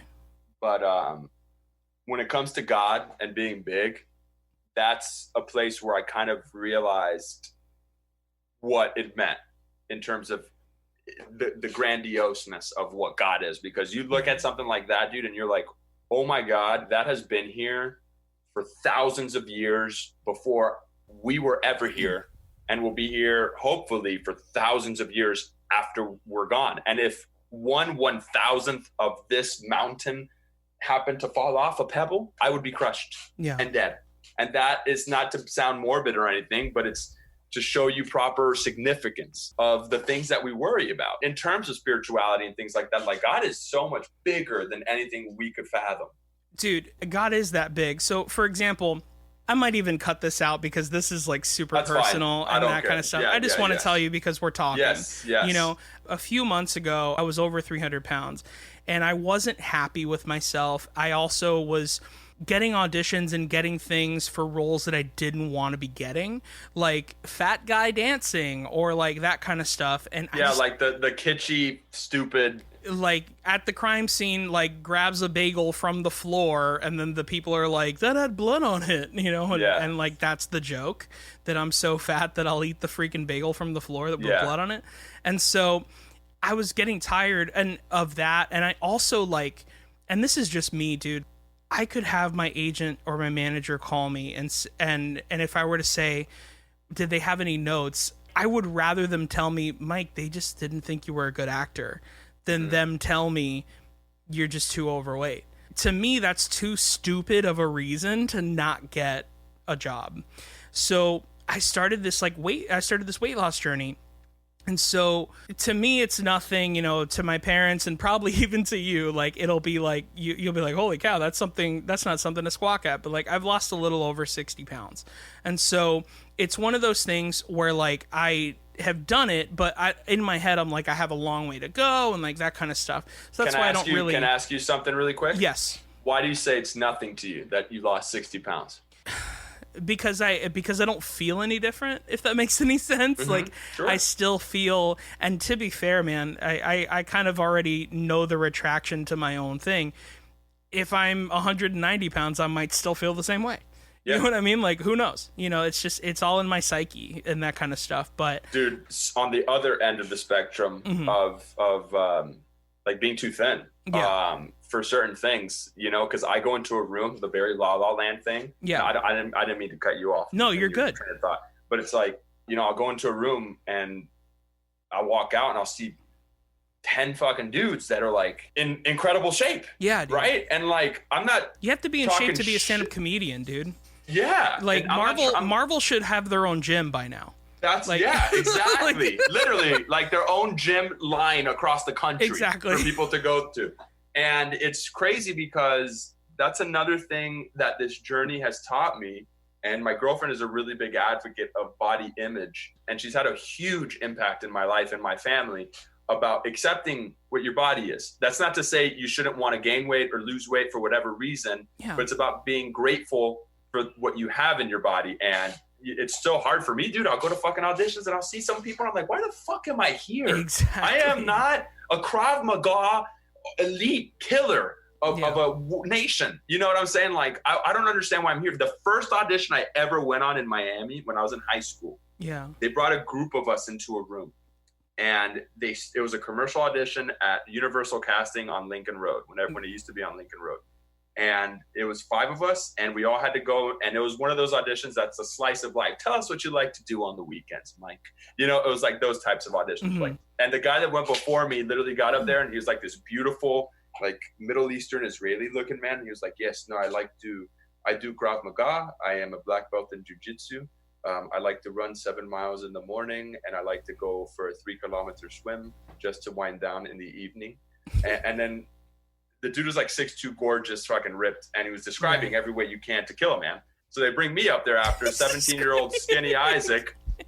Okay, 17-year-old Isaac. I'm there, and they're like, "What do you like to do?" And I was like, "Yeah, I like I like puzzles. to go to the movies, hang out like my friends." I'm just gonna leave. Yeah. You know? Like, I just like walked just off, moonwalked out of the room. Yeah, dude. I was like, what the fuck? Yeah. Why am I here? Yeah. You know what I'm saying? I've had plenty of those, man. Oh. Just to go back to that whole thing, I was talking to my therapist, and he was like, just to go back to this whole like God thing, where it was just like, do you understand how incredible God is? Because you, if I know you, you're the type of person where like you don't really care that you might get a heart attack, or you don't really care that it's like benefiting this, that, and the other thing. The thing that you care about more than anything on this planet is getting a job in the entertainment business. That is the only thing that you care about. So God was big enough to make your brain realize that you need to lose weight so that you can get these things. However, it is now benefiting your actual health, which you can say you can care less about and all this stuff, but it is doing that. But that's how big God is. Like, God is that big. And it's nuts, dude. Like, for me, that's just a very personal thing where I was like, man, God really is like freaking huge, man. Like, it's just kind of crazy as you get older, right? Because when I was young, I didn't care pretty much about anything. You know, I was doing whatever. I remember I went to college and I was like, I'm going to party my fucking face off as much as I can, which is why I started studying a lot of different things. But it's, you know, you just get older and certain things, the way that it works in your brain, you start to realize, oh, I don't have to care about X because of reason Z, because everybody else is caring about it because of reason Z. You know, I care about X because of reason A for me. And but the thing is, it's still leading you to that thing. So it's beautiful that you realize that, you know what I mean? That you do that because of whatever the incentive is, because you love the entertainment industry. See, that's something that I can feel from you after having not talked to you for years, right? Is I can see how much you really love this. You know, and I was thinking about it this morning, man. You were one of the very first people that ever heard me write music. You know, I remember going into like the choir room, and like there was always like this practice room with a piano, and like I've honestly thought of different ways of like trying to ask the school if I can buy that piano. I care about that piano so much, man. I remember I visited your mom. I went back to the school. This was maybe like a year or two ago, and I remember that piano was there, and I touched the keys, and I got emotional, dude. Like I got really freaking emotional. Like I was like, this is where I started writing music. This is where I became creative and that kind of thing. I remember you always being in that practice space with me because you were bored or whatever the case. Because I was there after school. Yeah, with dude, my you were mom. there after school. Yeah, and honestly, this whole podcast has just been for me to apologize to you for that happening. And hey, you were the reason why I became an actor. That's not true. Dude, no. That's not true. No, I was being super facetious there. Yeah. But the truth of the matter is, do not apologize for that, because a lot of those times, man, I look very fondly on the times that my mom was working there with everybody after school. Yeah. Just because whenever people would ask me, like, who were you in high school? I'm like, I wasn't really athletic, but I wasn't unathletic, and I wasn't really musical, but I wasn't unmusical. I know it's not a word, but you know what I mean?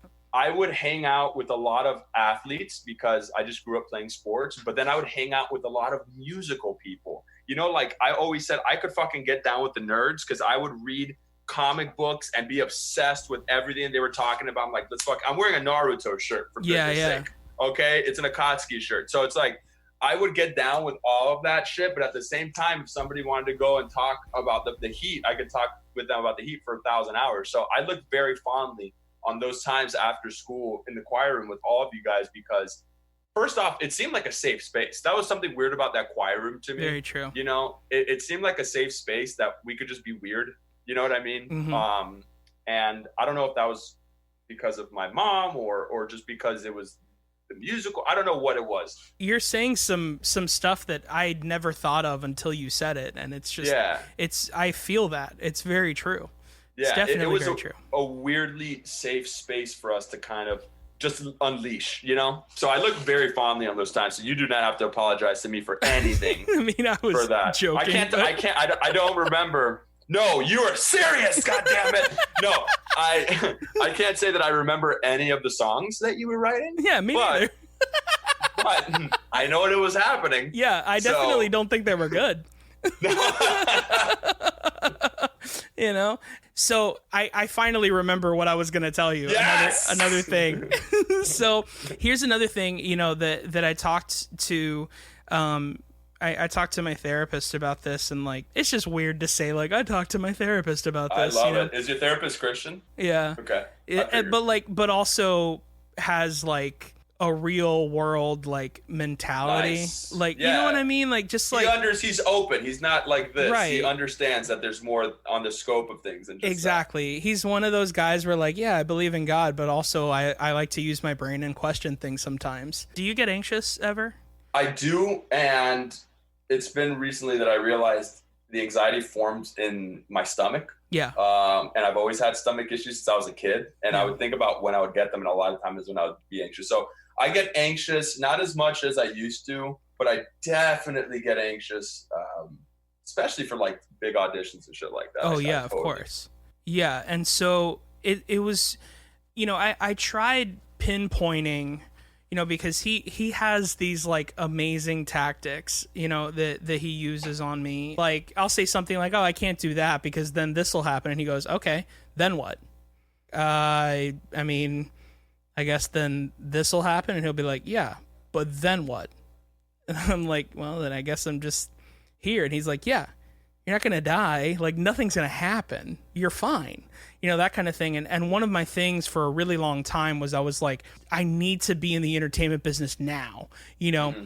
And it goes back to exactly what you were talking about, where like you see these billboards and everybody's freaking 21 and it's like a show for AMC, but for some reason it looks like it's on the Disney Channel. Like, it makes no sense. And you're just like, how is everybody so young and attractive and completely the opposite of who I am and that kind of thing? And how am I ever going to make a stamp? How am I ever going to be a legend? Like, that kind of thing. And he brought it so into perspective for me. And he was like, can you name a legend in the entertainment business? Meaning, like, if you were to think of this person, anyone alive would know who you're talking about. And I was like, okay. Lucille Ball? And he was like, okay. Do you think that my kids, when they have kids, that they're going to know who Lucille Ball is?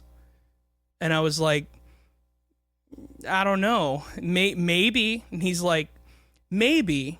But then there's also a possibility that when they have kids, they're definitely not going to know who Lucille Ball was whatsoever. So what you think a legend is always going to be time-stamped. You know, so like if what you think makes you happy is making an imprint on other people, you need to change the things that truly make you happy. Because at the end of the day, what you need to look for is, I'm doing this because I feel like this art makes me happy and I'm happy with what I've put out. And I'm also happy showing this to people.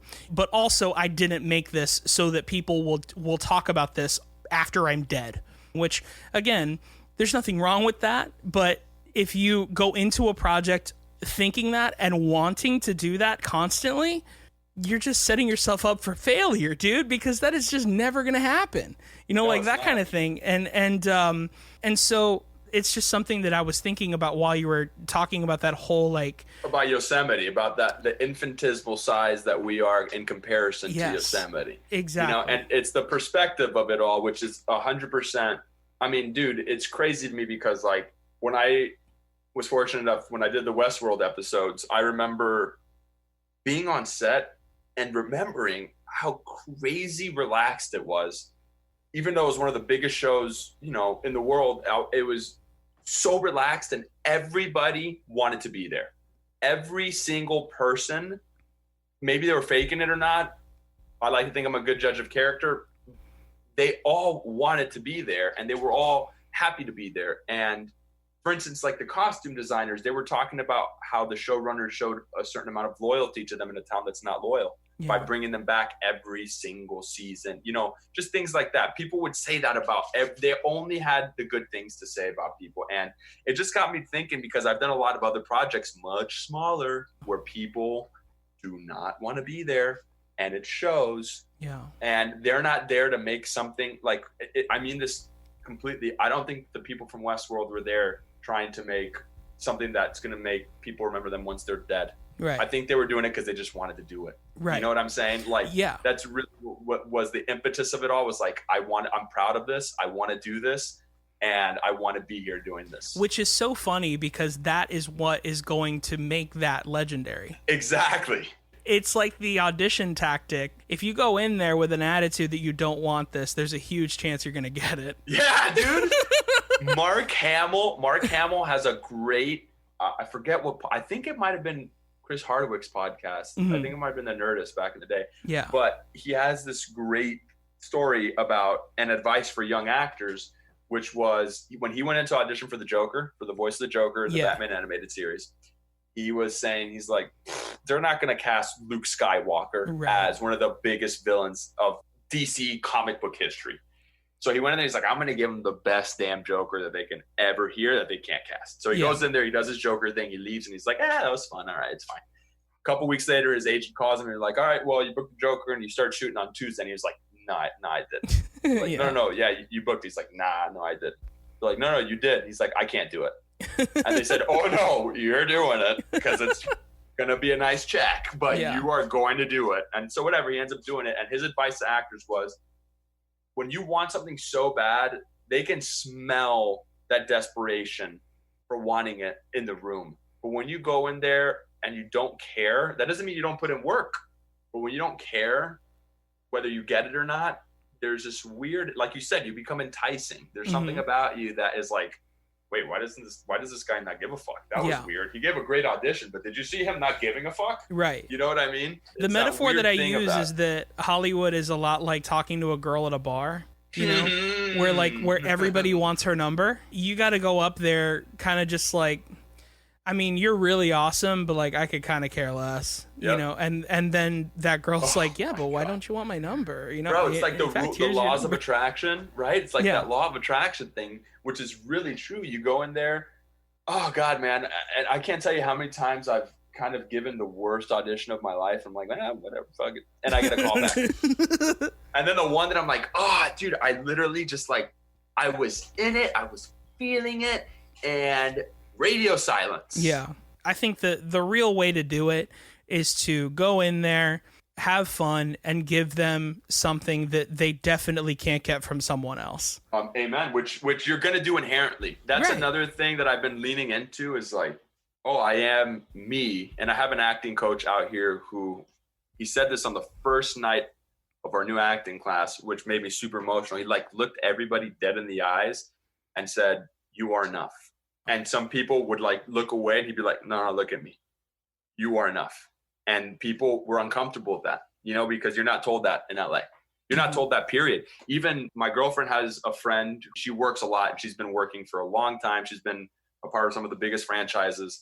And she still suffers from that. I remember one time before she went on a project, I just told her, hey, I just want you to know, like, you are enough. You did what you needed to do to get here. And she got super emotional. I was like, why are you getting emotional? She's like, because people don't tell you that.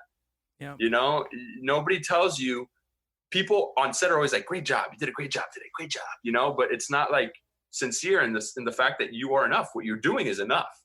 It's not about doing a great job. What you're doing is enough. You don't have to do anything else. You just give what you give.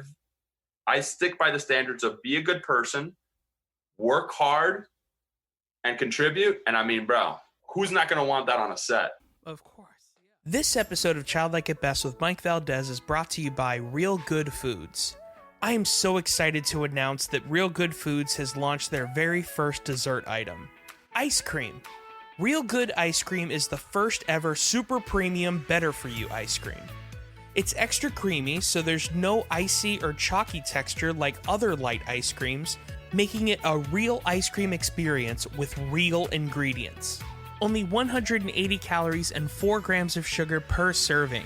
Real Good ice cream is sweetened by using allulose, which isn't like regular sugar. It's a naturally occurring rare sweetener found in figs, dates, and maple syrup.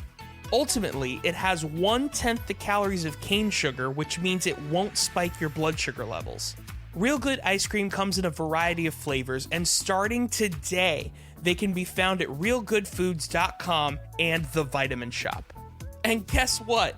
Real Good Foods is giving all Childlike at Best listeners a discount code that'll make us all scream for ice cream. Visit realgoodfoods.com, choose as many of your favorite items, and use promo code BESTIE at checkout.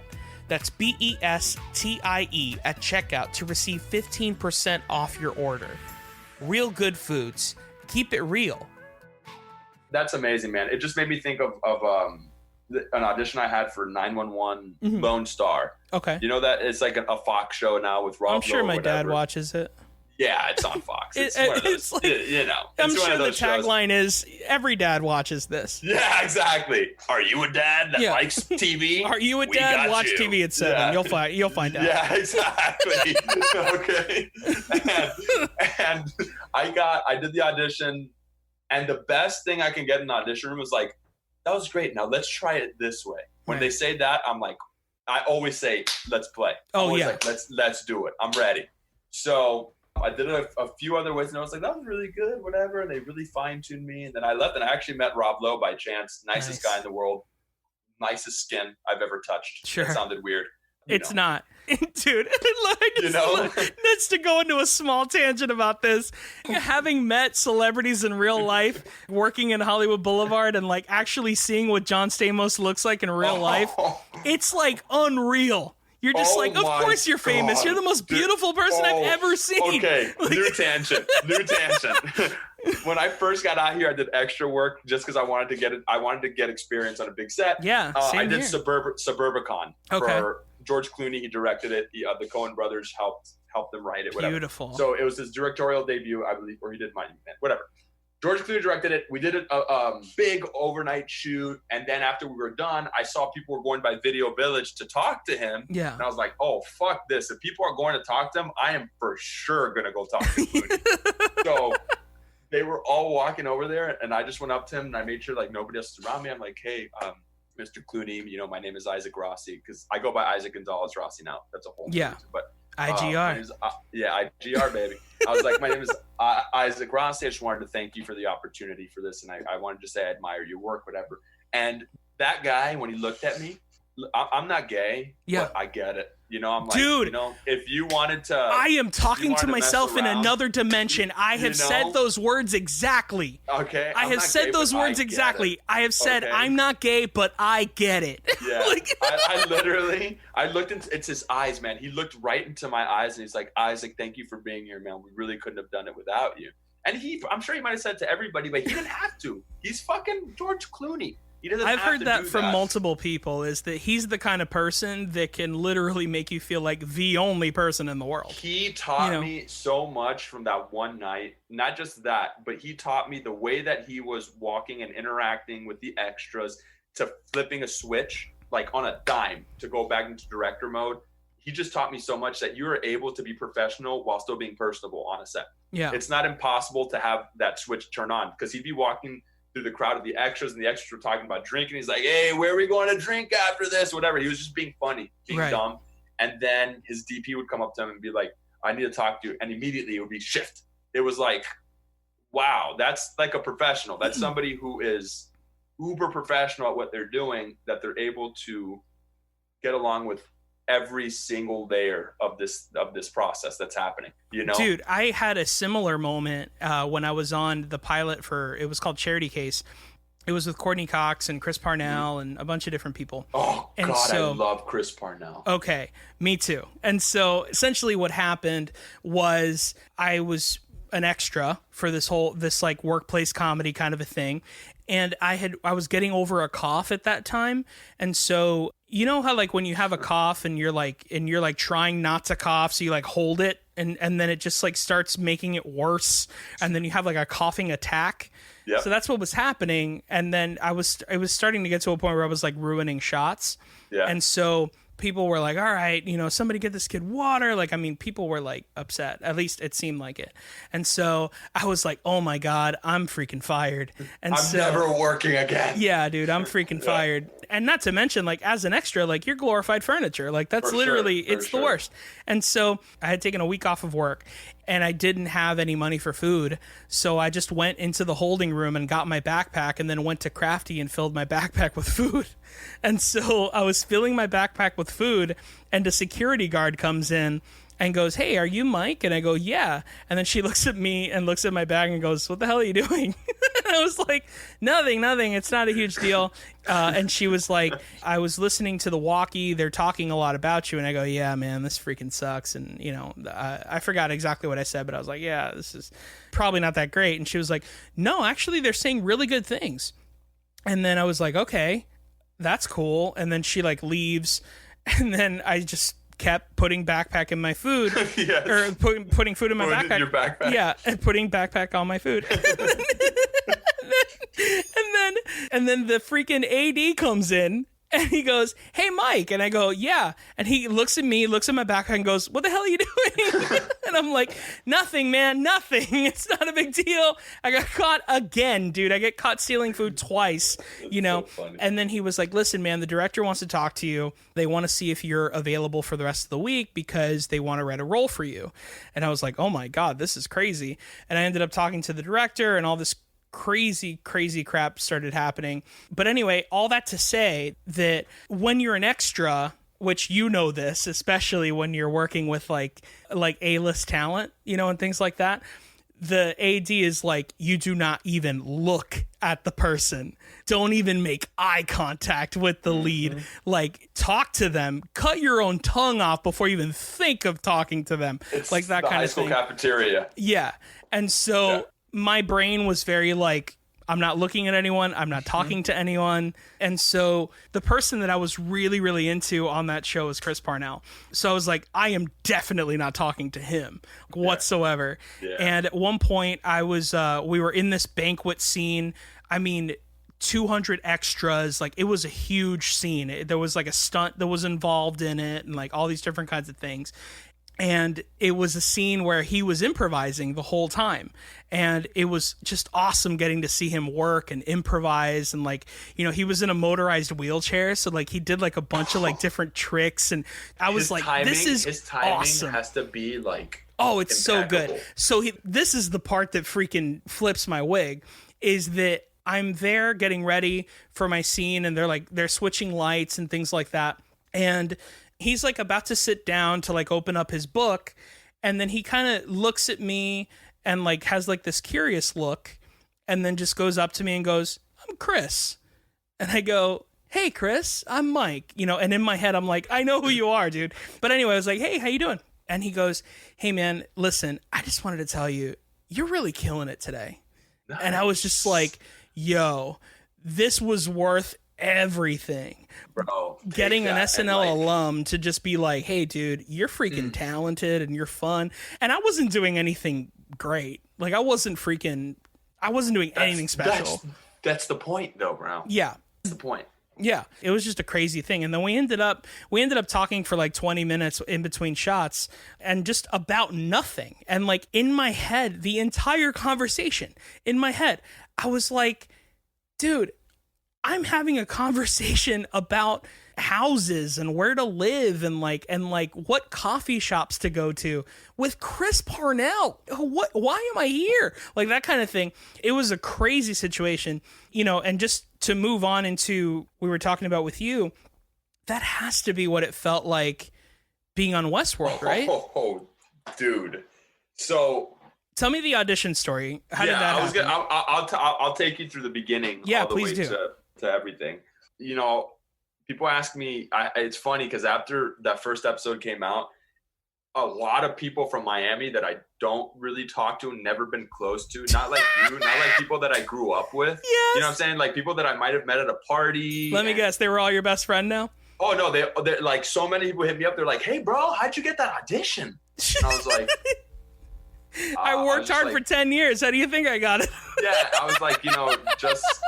They think because they saw one freaking Yahoo News video of an actor being like, well, I just walked into an American Eagle Outfitters and then I'm famous. It's just like, it doesn't work like that. It might work like that for Brad Pitt, but he's the only person that looks like Brad Pitt in the whole world. Exactly. Even in a chicken suit with everything covered up, people are still like, that guy's sexy. Yeah, you know exactly. What I mean? It's how it happens, and not for me. It wasn't like that. It was me grinding. It was me being out here going to auditions, literally getting said no to. So, ridiculous amounts of time, not only from like nice big shows, but from the lowest of low auditions, which I self-submit like crazy still. Mm-hmm. But, I just got that audition like I do every other audition. And I just remember specifically going back to what we were talking about, mentality going into audition rooms. I got there super early, and I tried to get to every audition early, and I've been trying to break my Miami Cuban time curse. So, because I'm fucking late everywhere. Yeah. So I got there super early, and I was like the first one. I remember I saw a guy there. It was at Automatic Sweat, which is John Papsadera's casting company. And there was a guy there who was on an HBO show that I used to watch. It was called How to Make It in America. Yeah. I remember seeing him. He wasn't auditioning for Westworld. He was auditioning for something else. But I just remember seeing him, and I was like, yo, that's crazy. It was a little bit, I was a little starstruck just because I was like, a lot of people may not have seen that show because I got canceled pretty quickly, but I was like, that show was super instrumental for me during college. It was crazy. Yeah. It was awesome. Well, a lot of people know it because of Kid Cudi, but... Yeah, exactly. Yeah. Exactly. That's why people know it's because of Kid Cudi, but everybody else in it... The guy was Brian Greenberg. He's awesome. Yeah, he's great. He's a great actor. He's really, really good. Anyways, I did the audition, and I remember I had a very specific direction I was going in, and it was a co-star, small, just one scene. And I did it once, and the lady was like, that was really great. And then she gave me a little note. And I just remember thinking in my head, okay, great, I'm in. Now do nothing. Literally in my head, I was like, do nothing. Don't act. Don't try doing anything. She goes, great, that was great. Thanks for coming. And I left. And I forgot about it. I was like, cool. I did what I could, and I left. And then my agent called me probably like, I want to say a week later. I was at my house, and he was like, hey. And I was like, hey, what's going on, dude? He was like, so you got Westworld? I was like... I just remember the phone, and I was like, nah, I didn't. He goes, no, yeah, you did. I go, all right, hold on a second. And I put the phone down, and I just like ran. I was in my living room, and I just ran to like my bedroom, and I just started screaming because I was a huge fan of the first couple seasons. Yeah. The first season I was like die hard, and the second season once I finished it, I loved it. I was just a huge fan of the show, honestly, without even auditioning for it. So I was super pumped. He told me when I worked, but I didn't know who I was working with. They didn't tell me who I was working with. Sometimes that works out for the better, dude. It does, because I don't end up, creating all these things in my head. So, I went to my coaches, I prepared, then I got the call sheet the day up. But I had been following the show, so I knew that Aaron Paul was in the third season, and they hadn't named his character yet, right? So I was like, I have a feeling I'm going to work with Aaron Paul. Just because it was a new character. I was like, this is a new character. Yeah. So I see the call sheet in the morning, and it's a night shoot. And you're going to appreciate this because you're Cuban. It was a night shoot. That's the only time we're awake. Yeah, exactly. So exactly. That's the only, and I brought my cafetera to make Cuban coffee for everyone on set. Oh, dude. Okay. So it was an overnight shoot. I brought my cafetera, and I look at the call sheet, right? And when I'm reading off the names, I see like the second name on the call sheet's Aaron Paul. And I see what his character name is. And I was like, all right. I'm working with Aaron Paul, who, when I was really coming into acting, I binged Breaking Bad in college, and he was specifically, him and Bryan Cranston specifically in that show. I just remember looking at Aaron Paul because he was around similar age, and I was just like, God, if I could only ever be half that good. Because I just remember watching, I'm like, holy shit, that guy's amazing. So he had already had a huge impact on my life, obviously, without even knowing anything, whatever. So I'm working with him. I'm going to set. I'm like, well, fuck it. I'm working with Aaron Paul. Be normal. I had met a lot of famous people already, and I was like, it is what it is. So I still hadn't met him. And, and I was working with Marshawn Lynch, and I'm a huge football fan also. Mm-hmm. So I see Marshawn Lynch, and I was like, Marshawn, is there an actor named Marshawn Lynch that I don't know about? And I met him in the trailer, and the first thing I told him, because he loves Skittles, and in the show his name is Giggles, I was like, damn, bro, I thought they were going to call you Skittles. They fucked up. And he looked at me, right, very sternly, and he was like, you got jokes, huh? And I was like, yeah, I'm just trying to have a good time. And he looked at me and goes, I fuck with you. And I was like, all right, let's go. Just don't kill me. I was don't kill me. There's only two ways. I mean, Chris D'Elia talks about it, but like, there's two ways that black people laugh. It's like, oh, that's funny. You got jokes, and they relocate. That is so funny, man. Oh man. So I get on set, whatever, and everything happens. And very similar to the experience you had with Chris Parnell was we're on the transport, van going to set, and we're all in it. And then Aaron gets on at the end and he sits in the front. Then we park and we all get off, and he's helping everyone off. And, we all get down and he introduces himself to everybody. And he turns to me, and I didn't see him. Like, I had just stepped off, and I looked up and he was right in front of me. I was like, oh, yeah. And he goes, hey man, I'm Aaron. And in my mind, I'm like, yeah. But I was like, Aaron, nice to meet you, Aaron. I'm Isaac. You know what I mean? He's like, Isaac, God. I was like, yeah. So we walked. What would have been really funny if you pretended like you didn't know who he is, and just out of nowhere, you're just like, have you seen Breaking Bad yet? I heard it was good. Like, just like completely, dude, he's like, yeah, I heard it was good too, man.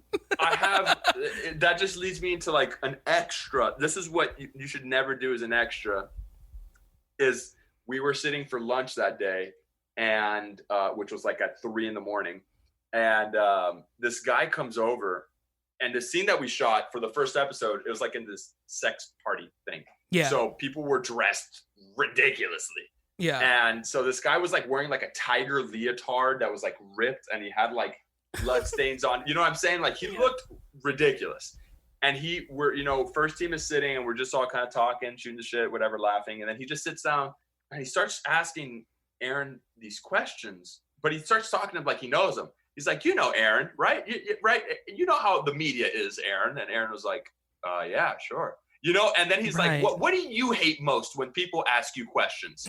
And I was like, I can name a couple right now. Yeah, exactly. I was like, this question? I literally said at one point, I was like, well, we don't have to talk about that right now. Just because the guy was asking such weird fucking questions, dude. Right. And in my mind, I'm like, dude, come on. Everybody knows most people know who Aaron Paul is. Hey, dude, you don't have to act like you don't know who lingerie. What is it? Exactly. You're in a tiger fucking leotard, bro. Yeah. Come on. So anyways, it was that was crazy. And the crazy thing was that, I was making Cuban coffee for everyone on set, and I made it for Aaron. I was like, bro, do you like coffee? He's like, yeah, I love coffee. I was like, all right, I got something for you. So I made some coffee, and I was like, no, this is super strong. Have you ever had Cuban coffee? He's like, and I go, if you have to think about it, you've never had it. So I was like, just sip this. It's strong. There's a lot of sugar in it, so just sip it. It's strong, and we'll share. So he drank it. He's like, oh my God, that's amazing. And I was like, yeah, dude, just take your time. There's a lot. I brought my cafetera, my fucking tin of coffee, like everything. So I made like 8 batches that day. And anyways, it was great. Finished the first episode. That's it. Thank you so much for everything. Goodbye. That's it. Then a couple weeks later, my agent was like, hey, there's some talks in the wind that they might want to bring you back for another episode. And I was like, great. He goes, it might not happen, but it might happen. I was like, cool. So it ended up happening. He was like, and they want you to work 3 days this time. I was like, dude, amazing. So I knew I was probably going to be back with Aaron. But there's a couple things that moved me was when I got there and I was in the hair and makeup trailer, he came in after me and he saw me. He was like, Isaac, yo. And I was like, great. What's up, dude? You know what I mean? Like, hey. Yeah. And he was like, he just came over and he's like, I was happy to see your name was back on the call sheet. I was like, yeah, I mean, I don't know how, but I'm back here. And he goes, that's what happens when you do great work. And I was like, okay. I was like, I don't know how to respond to that. Well, thanks, dude. But it was just like, thanks, man. And he goes, did you bring the coffee? And I go, yes, bro. I brought the coffee. Chill out. Okay. Now I'm thinking it might not necessarily be because I brought the coffee. Okay. So, but we were like fucking with each other and just having like a really great time on set. And, I met Evan Rachel Wood also. And he told her, he's like, we're doing a great scene together. And I was like, I don't know about great. He's like, no, you're doing great work. And I was like, all right. And like every time I'd leave set, he'd always be like, do not leave until I get my coffee. And I was like, all right, bro, I got you. Calm down. So I'm saying all this stuff about the coffee because on the last day of shooting, this is just something I do coming up from like theater. I just write thank you cards to people. So I wrote one for like every department and every actor that I worked with. And, Aaron was one of them. And I gifted him because we had an extra cafetera. So I gifted him a cafetera with Cuban coffee, with the sugar, with everything. And I wrote him like a list to make it because, he loved it, whatever. And we wrapped shooting. And I told him, I left a little gift for you in your trailer. And he was like, oh, no, did you take a shit in my toilet? I was like, no, I didn't take a shit in your toilet. Okay. I took a shit in the basket. yeah. I took a shit on the floor. Yeah. So he goes, we disperse. And then I go back to the Heron trailer to say goodbye to everybody. He's in there. And he stopped the woman. He was like, hold on, wait. And he turned to me, like he gave me like a hug, like a real hug, and he was like, because the card that I had written had explained to him how he had a huge impact on me. And it's very few times, especially in this industry, that you get to work with people that you look up to and they surpass your expectations. Yeah. And he did. Like, he showed me very much how to treat people on a set, as like a number one on a call sheet. I saw the way that he did that. And he just hugged me and he was like, that was the sweetest thing that I got today. I really, really appreciate it. I was like, no. He's like, in that card. I go, I meant every word, dude. It's true. And like when an older dude like suns you, like when he like taps your cheek, cause he's like proud of you. Yeah. He like tapped my cheek and he's like, you're gonna do really great things, man. I was like, I hope so. And he's like, no, you are, because he told me, I saw the way that you'd make coffee for everyone, not just first team. You made coffee for Grips, for Boom, for hair and makeup. Everyone that wanted it, you would make it for them. You treated everyone the same. Not only are you talented, forget about that, but you're professional and you're kind. You're gonna do a lot of great things, man. And I was like, thank you. I mean, I get worked up thinking about it because, dude, that's so freaking beautiful. It was just one of those moments that was like, I was on beyond cloud nine after I left there, because I just couldn't believe that he was saying that to me. And it was just one of those, it was just one of those moments that I'll like never forget, regardless of if that is the apex of my career. Like that, it's worth it, because that was something that I'll never forget. I'll always hold that in my book of life as like my foundation, in somebody that I look up to that I don't know, that he didn't have to say any of that, said that to me. And anyways, that I gifted him the cafetera. And when I saw him at the premiere, he was like, dude, I've tried to make it, and I go, not as good? He's like, not as good. It's not as good. I go, it's fine, dog. You're a Cuban, bro. You ain't Cuban. You know how to do it. That's amazing. So yeah, he's a great guy. And anyways, the whole shooting experience, like I was saying earlier, everybody just wanted to be there, flowing smoothly. And the crazy thing is, I never once felt rushed as an actor. Because you think in TV, it's like, we got to get it in one take. We got to keep moving. We got to move on. We got to move on. And never once did I ever feel like, this is the take. I need to nail it. We had room to play. They were giving us direction. Aaron would throw out all sorts of different shit my way that I'd have to just react off of. It was just crazy, man. It was crazy. And the crazier part was the premiere. That was wild. What was that like? Well, I kind of forced my way onto the red carpet, because I told my girlfriend, I was like, listen, I don't know if we're ever going to be in a premiere ever again. We're going to get on that red carpet one way or another. I don't care. So I kept on asking everybody, security guards, the table where we got our tickets. I was like, hey, I'm on the show. I need to get on the red carpet. So they're like, okay, you need to talk to this person. So I kept on talking. Then eventually this guy came up to me. He's like, hey, is everything okay? I was like, yeah. And he goes, I do PR for HBO. Is everything okay? I was like, great. Yeah, I'm on the show. I actually need to get on the red carpet. He's like, which show? I go, Westworld. And he's like, oh, of course. Come on. What's your name? So he took us to the red carpet. And the surreal thing was like, if you've ever seen like Entourage, when Vinny gets like on a red carpet or just anything, literally the second that they introduced me, they're like, this is Isaac Gonzalez Rossi and this is Sky Coyne. Everybody was like, Isaac. While all the cameras are going off. And I was like, weird. Yeah. Weird, surreal moment. But, and before I forget, because I will forget this, the first rehearsal I did with Aaron Paul, right after, I looked around and I was like, this is just like my acting class. The only difference is that there's bells and whistles everywhere. That they're the highest gadgets that you can imagine, And the thing about it was that at its core, the essence was about the craft. It was just like the same. It's like I'm just talking with somebody who is a great fucking actor. It was weird. Like when I looked in his eyes, I was like, oh, all right, we're here. Yeah. We're here. It's fine. The pressure kind of alleviated. And again, that has to do with how the set was run.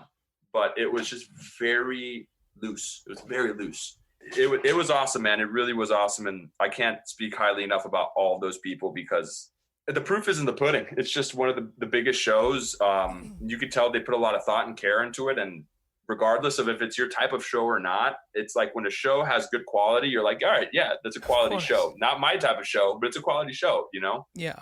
It's incredible, man. I mean, I feel like I feel like you've given so much information to anybody that's listening that wants to be an actor, or is just interested in this kind of stuff. And I feel like you've given so many great things, and I really just appreciate you, and I appreciate you giving me your time and talking to me and all that kind of stuff. Anytime, brother. We come from the same oak. Yeah. You know what I mean? Yeah. It's like, come on. We do, for sure, man.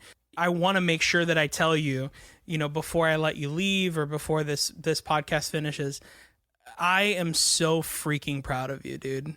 I can't even tell you how exciting and amazing it is to see my friends succeed. It feels so awesome. And I don't mean it in those weird actor or comedian ways of hey man, great job, I'm happy for you. Dude, it literally feels like a success of my own. It really feels like that to me. And you know me, so, and I'm not the type of person that would say that unless I meant it. I know, I know.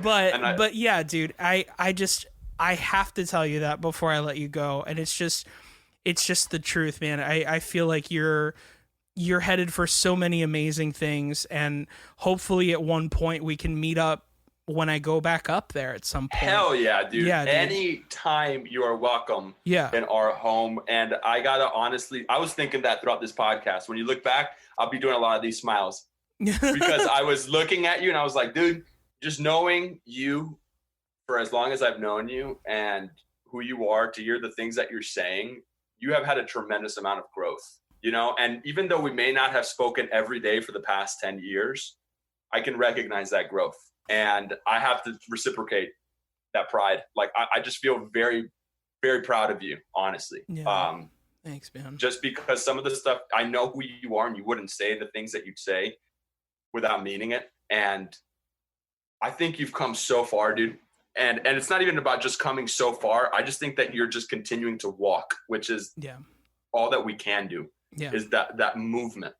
And you're fucking doing it. Yeah. I can't say without that F word, but you are. You're fucking doing it, dude. And I'm really proud of you for doing that, because a lot of people don't do that. But you specifically, I'm just happy that we did this, man. Yeah, me too. This is such a joy. This has been a delight. It's been awesome, dude. So I want to say just one last final fun question before we end and all that kind of stuff. What is the first place you're going to go when this whole quarantine is over?